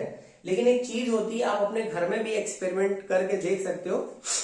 आप एक काम करिए, आपके पास सपोज बाल्टी है या जो टब है, उसमें आप एक ग्लास या जो मग होते हैं ना, प्लास्टिक वाले मग जिससे है ना नहाते हैं, तो वो जो मग है उसको लेकर के ऐसे यूं उल्टा करो, ऐसे उल्टा करो, और पानी वो खाली होगा, मतलब ऐसे, और ऐसे उल्टा करो और फिर उसमें पानी भर लो, और पानी भर के उसको सीधा ऐसे ना निकालो, उल्टा कर लो, और उल्टा करके आप ऐसे खींचोगे, तो आप ऐसे खींचोगे तो उसके अंदर क्योंकि पानी भरा हुआ है, ठीक है, और कुछ एयर भी लॉक हो गई, जिसकी वजह से वहां पर ऐसा लगेगा एक सक्शन टाइप का, आपको भारीपन लगे, ऐसा लगे सक्शन फोर्स वहां पर मिल रहा है। अब जैसे ही इसको मग को ऐसे ऊपर उठाओगे तो ये जो अंदर पानी इसमें भरा हुआ था छपाक से नीचे जाके गिर जाएगा। सेम ऐसा ही कुछ होता है यहाँ पर, जब HCl को आप यहाँ पर पास कराना शुरू करते हैं तो HCl क्योंकि सॉल्युबल है वाटर में, वो तो तेजी से यहाँ पर डिजॉल्व होना शुरू होता है। और ये जो हमारा फनल है, इस फनल के अंदर, है ना, बहुत ध्यान से समझिएगा बेटा, ये जो फनल है, ये फनल का ये लेवल देखिए वाटर के साथ यहाँ पर ऐसे आपने बना रखा है, ये टब के अंदर जो है आपने ये पूरा सिस्टम बना रखा है। तो ये वाटर जो यहाँ पर भरा हुआ था, ये वाटर जो यहाँ पे भरा हुआ था, ये HCl जब डिजॉल्व होना शुरू होगा, इस जगह देखिए HCl आप पास करा रहे हैं, HCl जब यहाँ पर डिजॉल्व होना शुरू होगा तो ये फनल के ऊपर, फनल के अंदर ये जो है ना सॉल्यूशन रेज करना शुरू होगा। भाई HCl जो यहाँ पर आ रही है वो पानी में घुलती जा रही है, जिसकी वजह से यहाँ पर जो स्पेस था फनल के अंदर, वहां पर एक वैक्यूम बनेगा, और वैक्यूम की वजह से यहाँ पर एक सक्शन फोर्स जनरेट होगा, है ना, वैक्यूम को मतलब ओवरकम करने के लिए यहाँ पर एक सक्शन फोर्स जनरेट होगा। तो ये जो सॉल्यूशन है ये ऊपर की तरफ रेज करना शुरू करेगा, ये ऊपर की तरफ ऐसे बढ़ना शुरू करेगा, ठीक है।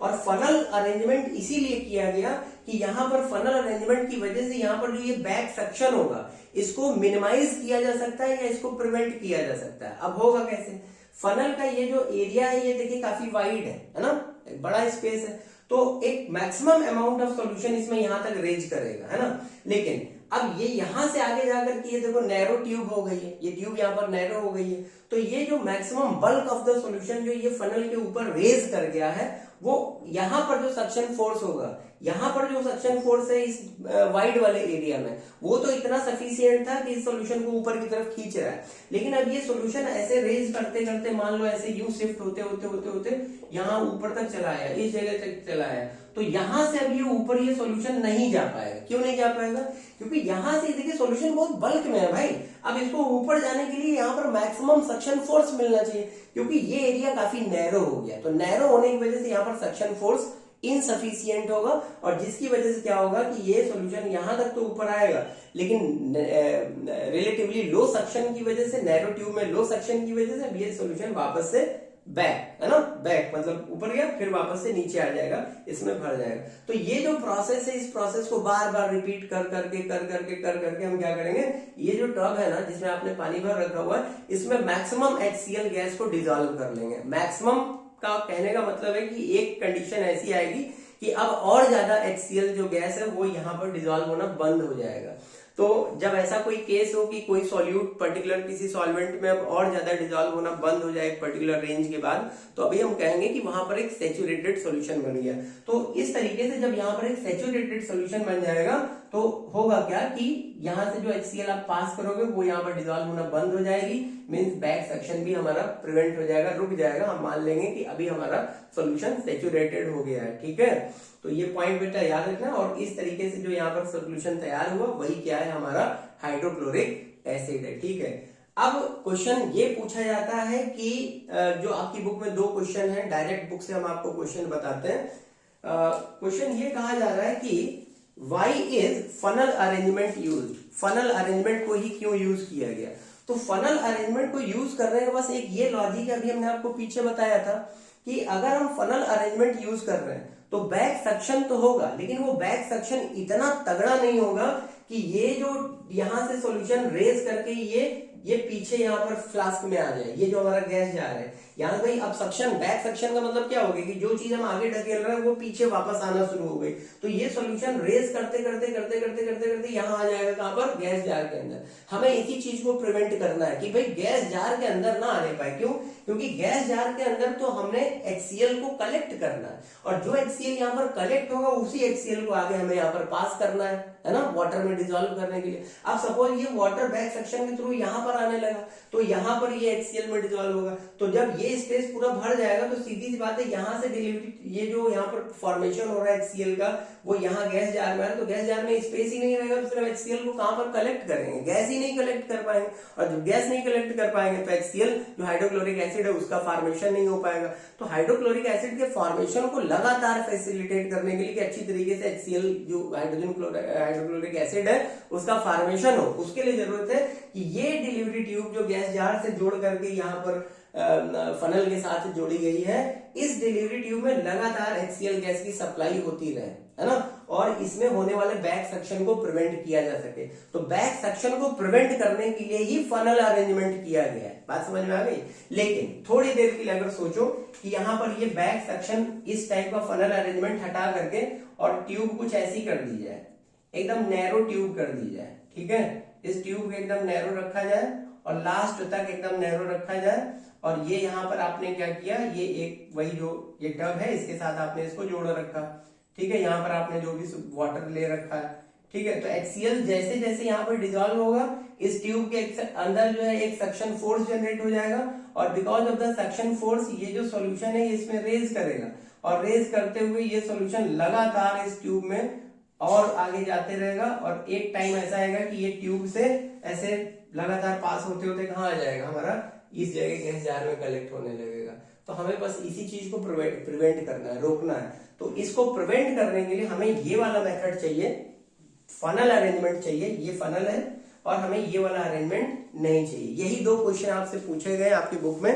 पहला पॉइंट दिया जा रहा है बेटा, why is funnel arrangement used. ये बहुत बहुत इंपॉर्टेंट क्वेश्चन है, दिस इज भयंकर मोस्ट इंपॉर्टेंट क्वेश्चन, BMI पूछा जाएगा, why is funnel arrangement used, इसे बहुत ध्यान से करना। दूसरा क्वेश्चन पूछा जा रहा है, if the tube is made of ordinary narrow glass tubing, तो ये ऑर्डिनरी नैरो ग्लास ट्यूबिंग है, ऐसा अगर होगा तो बैक सेक्शन को प्रिवेंट नहीं कर पाएंगे, और अगर हम फनल अरेंजमेंट कर रहे हैं तभी हम बैक सेक्शन को प्रिवेंट कर पाएंगे। तो ये पॉइंट आपको याद रखना है। फिर एक चीज आपसे पूछ ली जाती है, जब आपने इतना सब कुछ कर लिया, HCl जो आपका हाइड्रोक्लोरिक एसिड प्रिपेयर हो गया, तो आपसे पूछा जाएगा एजियोट्रोपिक मिक्सचर। एजियोट्रोपिक मिक्सचर क्या होता है? तो जो कांस्टेंट बॉइलिंग मिक्सचर होता है, देखिए मिक्सचर की बात कर रहे हैं, मतलब कि यहाँ पर दो तीन चीजें जो है आपस में मिक्स्ड है, या कुछ चीजें आपस में मिक्स है तभी तो मिक्सचर बोलोगे। तो HCl जो है उसका बॉइलिंग पॉइंट कुछ है, वाटर का बॉइलिंग पॉइंट कुछ और है, लेकिन जब हम हाइड्रोजन क्लोराइड गैस को वाटर में डिसॉल्व कर देते हैं और हाइड्रोक्लोरिक एसिड बन जाता है, तो इस हाइड्रोक्लोरिक एसिड में जो प्रेजेंट हाइड्रोजन क्लोराइड वाला पार्ट है और जो वाटर वाला पार्ट है, मीन्स वाटर का अपना एक अलग बॉइलिंग पॉइंट है, आपको पता है 100 डिग्री सेल्सियस, इसी तरह HCl का भी कुछ है ना। अब जब HCl और वाटर को आपस में आपने मिला दिया, सैचुरेटेड सॉल्यूशन बन गया और उसको आप बॉइल कर रहे हैं, तो आप देखेंगे कि ये जो सॉल्यूशन है ये 110 डिग्री सेंटीग्रेड पर बॉइल हो रहा है। कहने का मतलब है कि अब 110 डिग्री सेल्सियस टेम्परेचर पर आपका HCl भी बॉइल हो रहा है और उसमें प्रेजेंट वाटर भी बॉइल हो रहा है सॉल्यूशन में, है ना। तो एक ऐसा सॉल्यूशन जहां पर चीजें कांस्टेंट बॉइलिंग पॉइंट पर जाकर के बॉइल होती हैं, सारी चीजें जो आपस में मिक्स करी गई हैं, ऐसे सॉल्यूशन को या ऐसे मिक्सचर को क्या बोला जाएगा?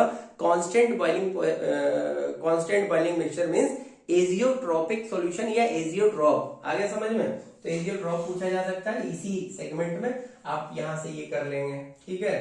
चलिए नेक्स्ट आपसे पूछा जाएगा कि भाई इसकी फिजिकल प्रॉपर्टीज क्या है। तो फिजिकल प्रॉपर्टीज में जो हमने आपको बताए थे हाइड्रोजन क्लोराइड गैस के लिए, ऑलमोस्ट वही सारी फिजिकल प्रॉपर्टीज आपको यहाँ पर मेंशन करनी है, ठीक है।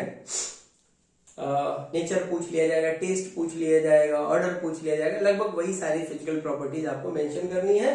केमिकल प्रॉपर्टीज में जैसे इंडिकेटर पर आपसे टेस्ट पूछा जाए, तो इंडिकेटर आपके सिलेबस में जो है दो, वो ये दिए हुए हैं। एक तो हो गया लिटमस, इसके बाद आपका जो है मिथाइल ऑरेंज है, और मिथाइल ऑरेंज के बाद बेटा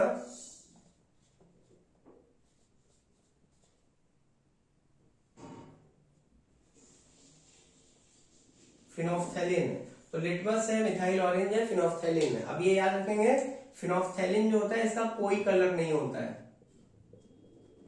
कलरलेस, लाइक एकदम वाटर जैसे एकदम ट्रांसपेरेंट होता है। मिथाइल ऑरेंज का खुद का कलर क्या है, ऑरेंज। और लिटमस जो है वो आपका दो रंगों में आता है, एक होता है ब्लू और एक होता है रेड, ठीक है। लॉजिक ये है कि अभी हाइड्रोजन क्लोराइड क्या है भाई, एसिडिक सब्सटेंस है ना, हाइड्रोक्लोरिक एसिड। तो जो एसिड होते हैं उनके लिए आप फंडा याद रख लीजिए, जितने भी एसिड होते हैं वो क्या करते हैं, वो ब्लू लिटमस को रेड में कन्वर्ट कर देंगे। तो यहां पर लॉजिक है इसके लिए, B for blue litmus, R for red. तो ब्लू लिटमस रेड में कन्वर्ट हो रहा है कब, एसिड की प्रेजेंस में। इसी तरह मिथाइल ऑरेंज के लिए आप केस याद रखो, मिथाइल ऑरेंज के लिए है MOAR। अभी MOAR का मतलब हो गया, MO का मतलब मिथाइल ऑरेंज, तो ये ऑरेंज से किस में कन्वर्ट हो रहा है, ये R फॉर रेड में या पिंक में, ठीक है। रेड या पिंक पूछ लिया जाता है, ज्यादातर रेड ही होता है, तो पिंक भी दे दिया जाता है। तो रेड या डार्क पिंक याद रखोगे, उसको यूजुअली रेड ही कंसीडर कर लेते हैं। तो एसिड की प्रेजेंस में जो हमारा मिथाइल ऑरेंज है, ऑरेंज कलर से रेड में कन्वर्ट हो जाएगा। और जो फिनोफ्थैलिन है इस पर नो इफेक्ट, ठीक, कोई चेंज नहीं आएगा, फिनोफ्थैलिन पर कोई चेंज नहीं आएगा। तो इससे ये पता चल रहा है कि फिनोफ्थैलिन पर क्योंकि एसिड का इफेक्ट नहीं आता है, बेस का इफेक्ट आता है। फिनोफ्थैलिन पर अगर बेस गिराया जाए ना तो फिनोफ्थैलिन जो है पिंक कलर का हो जाएगा। तो फिनोफ्थैलिन जो है एक बेस इंडिकेटर है ना, बेस या एल्किलिस इंडिकेटर है। लेकिन लिटमस और मिथाइल ऑरेंज जो है वो बेस और एसिड पर इक्वल इफेक्ट दिखाते हैं, दोनों पर अलग अलग इफेक्ट दिखाते हैं। जैसे एसिड है तो वो ब्लू लिटमस को रेड में कन्वर्ट कर रहा है, लेकिन बेस क्या कर देगा, उल्टा कर देगा, रेड को ब्लू में कन्वर्ट कर देगा। इसी तरह मिथाइल ऑरेंज जो है रेड में कन्वर्ट हुआ है एसिड की प्रेजेंस में, और वहीं पर अगर आप बेस कर लें तो इसका जो ऑरेंज कलर है वो येलो हो जाएगा, ठीक। तो लिटमस और मिथाइल ऑरेंज जो है वो एसिड बेस इंडिकेटर है, ठीक है। और जो आपका फिनोफ्थैलिन है वो क्या है, वो केवल जो है ये एक बेस इंडिकेटर है, एसिड पर इसका कोई इफेक्ट नहीं होता है। तो ये दोनों एसिड बेस इंडिकेटर, ये केवल एल्किलिस या बेस इंडिकेटर, नोट करिए। अब आइए बच्चों केमिकल प्रॉपर्टीज में आते हैं। आपसे पूछा जा सकता है कि HCl की केमिकल प्रॉपर्टीज क्या है। तो केमिकल प्रॉपर्टीज में आपसे पूछा जाएगा एक्शन विद मेटल्स, पहला पॉइंट है एक्शन विद मेटल्स।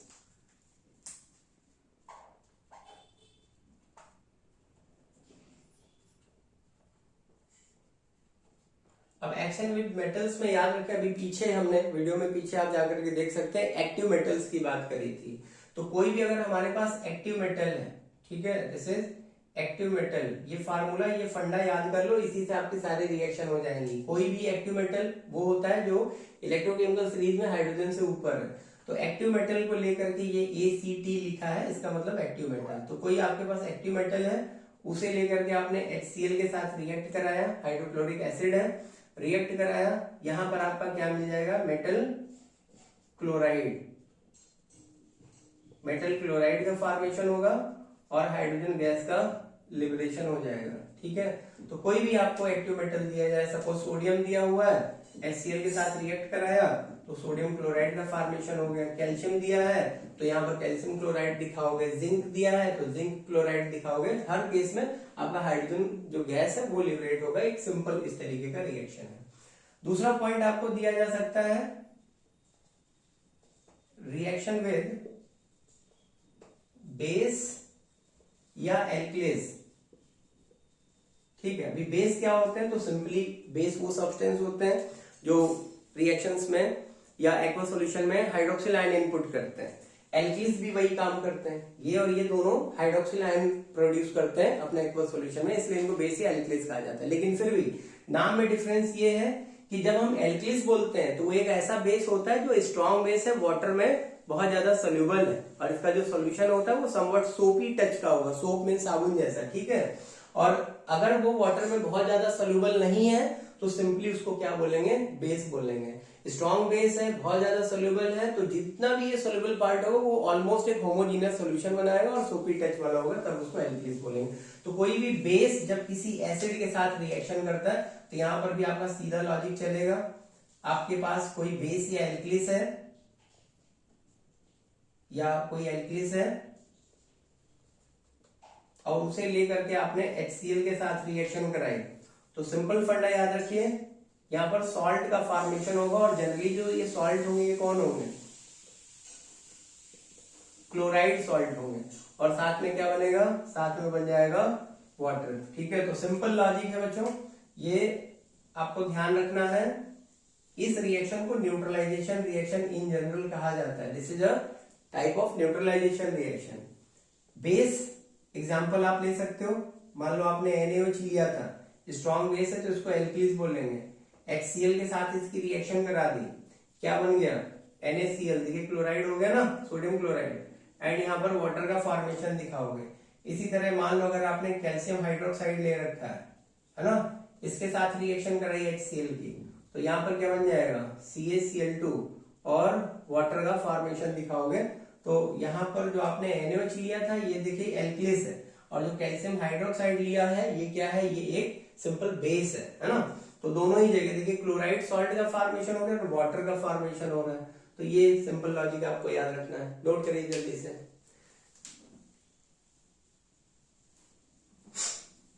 अगला केस आपको इसी में दिया जा सकता है, reaction with metal oxide. Reaction with metal oxide. अब मेटल का जो ऑक्साइड होता है वो भी क्या होता है, बेस होता है, ये याद रखेंगे। किसी भी मेटल का जो ऑक्साइड है वो यूजुअली बेस ही होता है, लेकिन अगर एल्कली मेटल के ऑक्साइड की बात करें तो एल्कली मेटल के ऑक्साइड जो होते हैं वो स्ट्रॉन्ग बेस होते हैं, मीन्स एल्कलिस होते हैं। ठीक है, तो थर्ड रिएक्शन में आप यहां पर दिखाओगे reaction with metallic oxide. Metallic oxide के साथ रिएक्शन करने पर भी सेम आउटपुट आएगा जो हमारा बेस के साथ यहाँ पर आया था। सपोज ये MO का मतलब किसी मेटल का ऑक्साइड हो गया, MO मीन्स मेटल का ऑक्साइड, और आपने यहाँ पर इसकी HCl के साथ रिएक्शन करा दी। तो यहाँ पर ध्यान देंगे क्लोराइड सॉल्ट बनेगा, है ना, जो भी मेटल यहाँ पर प्रेजेंट है। सपोज सोडियम है तो सोडियम क्लोराइड, कैल्शियम का ऑक्साइड है तो कैल्शियम क्लोराइड, मैग्नीशियम का ऑक्साइड है तो मैग्नीशियम क्लोराइड। इस तरीके से क्लोराइड सॉल्ट का फॉर्मेशन होगा एंड वाटर। ठीक है, सिंपल बेटा, ये लॉजिक आपको याद रखना है। ठीक, इस तरीके से आपकी ये रिएक्शन सॉल्व होंगी। ये एक फॉर्मुलेशन है कि ऐसे भाई इस तरीके से इक्वेशन हम डेवलप करेंगे। तो आप इक्वेशन डेवलप करने का मेथड समझिए और आप बुक में देखिए, इक्वेशंस आपको आसानी से याद हो जाएंगी। ठीक है, नोट करो जल्दी से। अगला केस आपसे पूछा जा सकता है रिएक्शन विद कार्बोनेट्स। ठीक है, कार्बोनेट्स पूछ लिए जाए या बाइकार्बोनेट्स। ठीक है, बाइकार्बोनेट मतलब हाइड्रोजन कार्बोनेट, इनके साथ रिएक्शन होगी तो क्या होगा। तो दोनों केस अलग अलग हम आपको बता दे रहे हैं। आपके पास M का मतलब कोई मेटल है और उस मेटल का कार्बोनेट ले लिया। ठीक है, मेटल कार्बोनेट लेकर के HCl के साथ रिएक्शन आपने कराई। तो सीधा लॉजिक याद रखो, जो कार्बोनेट होते हैं जब वो डिकम्पोज होते हैं तो कार्बन डाइऑक्साइड ऑब्वियसली मिलेगा ही मिलेगा। ठीक है, अब कोई कार्बोनेट अगर डिकम्पोज होकर के कार्बन डाइऑक्साइड रिलीज करा दे तो इट मींस वो कार्बोनेट तो ऑक्साइड में कन्वर्ट हो गया, और ऑक्साइड अब एसिड से रिएक्ट करके सॉल्ट एंड वाटर का फॉर्मेशन करेगा। तो यहां पर आपको मिलेगा chloride salt and carbon dioxide and water. Simple logic है। आप चाहे मेटल कार्बोनेट ले लें, ठीक है बेटा, या मेटल का बाइकार्बोनेट जिसको हाइड्रोजन कार्बोनेट भी बोलते हैं। ठीक है, रिएक्शन इसी तरीके से प्रोसीड करेगी, है ना। HCl जो हाइड्रोक्लोरिक एसिड के साथ रिएक्शन कराए तो रिएक्शन का जो एक बेसिक फॉर्मेट है वो ये है। इसी तरीके से रिएक्शन प्रोसीड करेगी, चाहे हम कार्बोनेट के साथ रिएक्शन कराएं या बाइकार्बोनेट के साथ। क्लोराइड सॉल्ट बनेगा, कार्बन डाइऑक्साइड गैस का फॉर्मेशन होगा और वाटर। एक एग्जांपल ले लेते हैं यहाँ पर। मान लीजिए आपने Na2CO3 लिया हुआ था और इसकी HCl के साथ रिएक्शन कराई। तो HCl के साथ रिएक्शन कराने पर देखिए कार्बोनेट है, इसका रिएक्शन हुआ। आप सिंपली ये जो लॉजिक है ना, इसको समझ करके इक्वेशन बना लो, बिल्कुल सोचने की जरूरत नहीं है। सबसे पहले ये जगह खाली रखो, यहाँ पर आपको बाद में सॉल्ट लिखना है। सबसे पहले यहाँ पर आप CO2 लिख दो, उसके बाद H2O लिख दो। ठीक है, अब देखिए यहाँ क्या लिखा जा रहा है, मेटल का क्लोराइड। अब इस पूरे पार्ट में मेटल कौन है, सोडियम ही तो है मेटल। तो यहाँ पर सिंपली आप लिख दीजिए NaCl। बन गया ना, इक्वेशन ऐसे बनेगी, मेटल का chloride, carbon dioxide and water. ठीक है, तो ये देखो सोडियम कार्बोनेट आपने लिया, HCl से रिएक्शन हुआ, NaCl बन गया, sodium chloride, carbon dioxide and water. ठीक है, अब मान लो कि यहाँ पर हम कार्बोनेट नहीं ले रहे हैं, बल्कि हम क्या ले रहे हैं, इसका बाई कार्बोनेट या हाइड्रोजन कार्बोनेट, NaHCO3 अब आपने ले लिया। जब आपने NaHCO3 लिया तब क्या होगा, तब भी सेम इक्वेशन चलेगी, सोडियम क्लोराइड बन गया, CO2 बन गया, H2O। रिएक्शन बैलेंस है या नहीं, कुछ गड़बड़ तो नहीं हुआ, उसको चेक करने के लिए एक बार देख लीजिए बैलेंसिंग। देखो यहाँ पर एक सोडियम है, NaHCO3 में एक सोडियम है, यहाँ भी एक सोडियम है, यहाँ एक हाइड्रोजन है और यहाँ पर एक हाइड्रोजन है। टोटल हाइड्रोजन कितने हो गए, 2। देखिए वाटर में 2 हाइड्रोजन है ना। ऑक्सीजन चेक करो, CO3 में देखिए कितने ऑक्सीजन है, 3 ऑक्सीजन है। यहाँ चेक करिए कार्बन डाइऑक्साइड, 2 ऑक्सीजन यहाँ पर है, वाटर में 1 ऑक्सीजन, तो ऑक्सीजन टोटल कितना हो गया, 3 हो गया। अब बात आ गई इसकी क्लोरीन और कार्बन की, तो देखो एक कार्बन यहाँ पर है, कार्बन डाइऑक्साइड में भी एक कार्बन है, क्लोरीन HCl में देखिए एक क्लोरीन है, यहाँ पर भी एक क्लोरीन, तो मतलब रिएक्शन हमारी बैलेंस है। नोट करिए,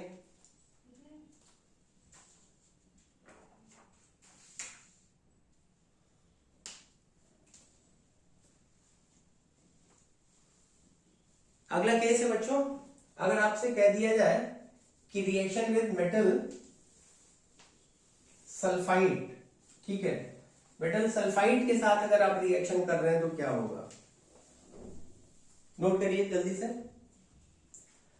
अगर आपसे पूछ लिया जाए कि हम मेटल सल्फाइड के साथ रिएक्शन कर रहे हैं तो क्या होगा, ठीक है, ये नेक्स्ट रिएक्शन है जो भी टाइप हो, reaction with metal sulphide. Sulphide जो होता है उसको कैसे रिप्रेजेंट करते हैं, SO3-2 से। ठीक है, तो जनरली अपने पास किसी मेटल का सल्फाइड है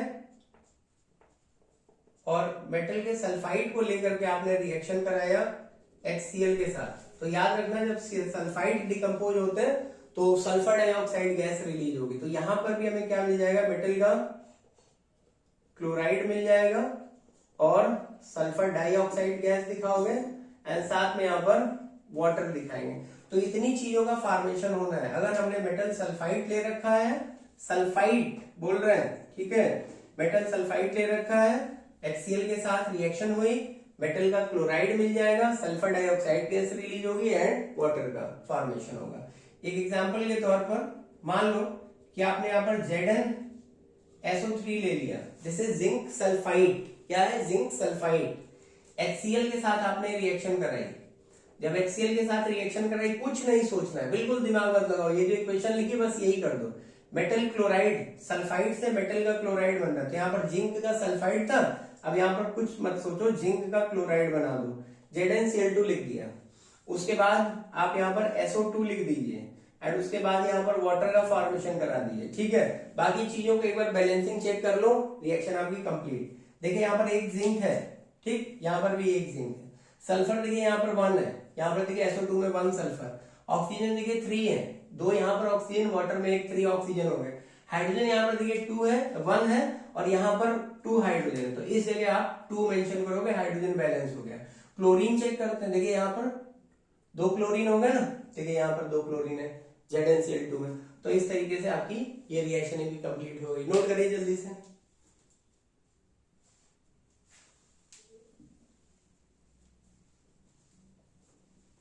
अगला केस है बच्चों, आपसे ये पूछा जा सकता है, बस अपने आप में अकेली एक ये रिएक्शन है, एक ही दी हुई है, थायोसल्फेट का एक केस है, आपसे पूछा जाए reaction with sodium thiosulphate, reaction with sodium thiosulphate पूछा गया, एक ही केस है,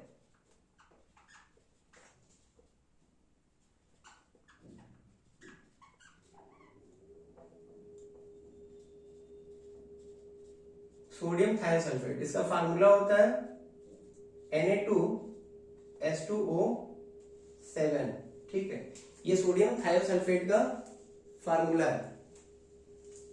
लेट मी चेक, ये 7 नहीं है, H2O3 सोडियम थायोसल्फेट का फार्मूला है।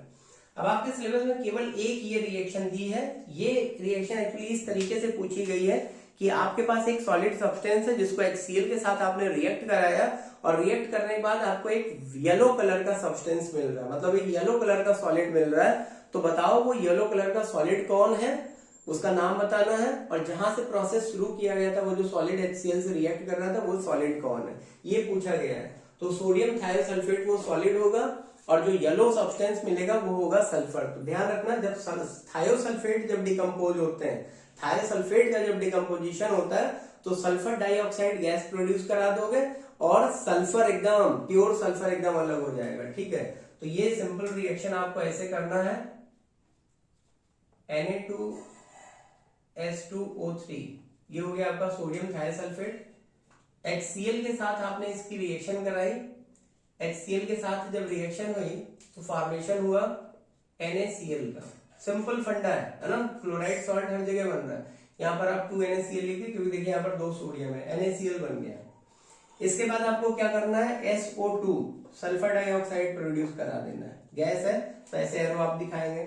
इसके बाद आपको S लिख देना है और S जहां लिखा है वहां पर ऐसे एक डाउनवर्ड एरो दिखाएंगे, मतलब कि यहाँ पर एक येलो कलर का प्रेसिपिटेट मिल गया, यही हमारा प्योर सल्फर है। ठीक है, अब बची हुई चीज क्या है भाई, तो देखो यहाँ पर अगर आप 2 मेंशन कर दो तो क्लोरीन तो दोनों यहाँ कवर हो गए, 2 सोडियम भी आ गए, अब यहाँ पर 2 हाइड्रोजन रह गए। ठीक है, 3 यहाँ पर देखिए ऑक्सीजन थे थायोसल्फेट में, 2 ऑक्सीजन तो सल्फर डाइऑक्साइड की फॉर्म में निकल गया ना। अब अपने पास क्या रह गया अपने पास केवल 1 ऑक्सीजन, तो वो 1 ऑक्सीजन यहाँ से 2 वाटर के साथ 2 हाइड्रोजन के साथ जुड़ेगा तो क्या बना देगा, वाटर का फॉर्मेशन कर देगा। And this reaction is BMI, भयंकर मोस्ट इंपॉर्टेंट जरूर कर लो, एग्जाम में 100% आ सकती है।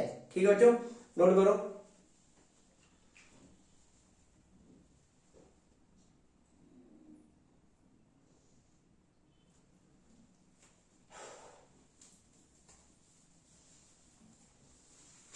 अब इसी के साथ ऑलमोस्ट आपके HCl में जो भी सारी चीजें हैं वो कवर करा ली हैं हमने। आपकी बुक में आपको कुछ लास्ट में चीजें दी हुई हैं, जैसे एक केस आपसे पूछ लिया जाता है एक्वा रेजिया। तो एक्वा रेजिया क्या होता है, इसमें आप ध्यान रखो,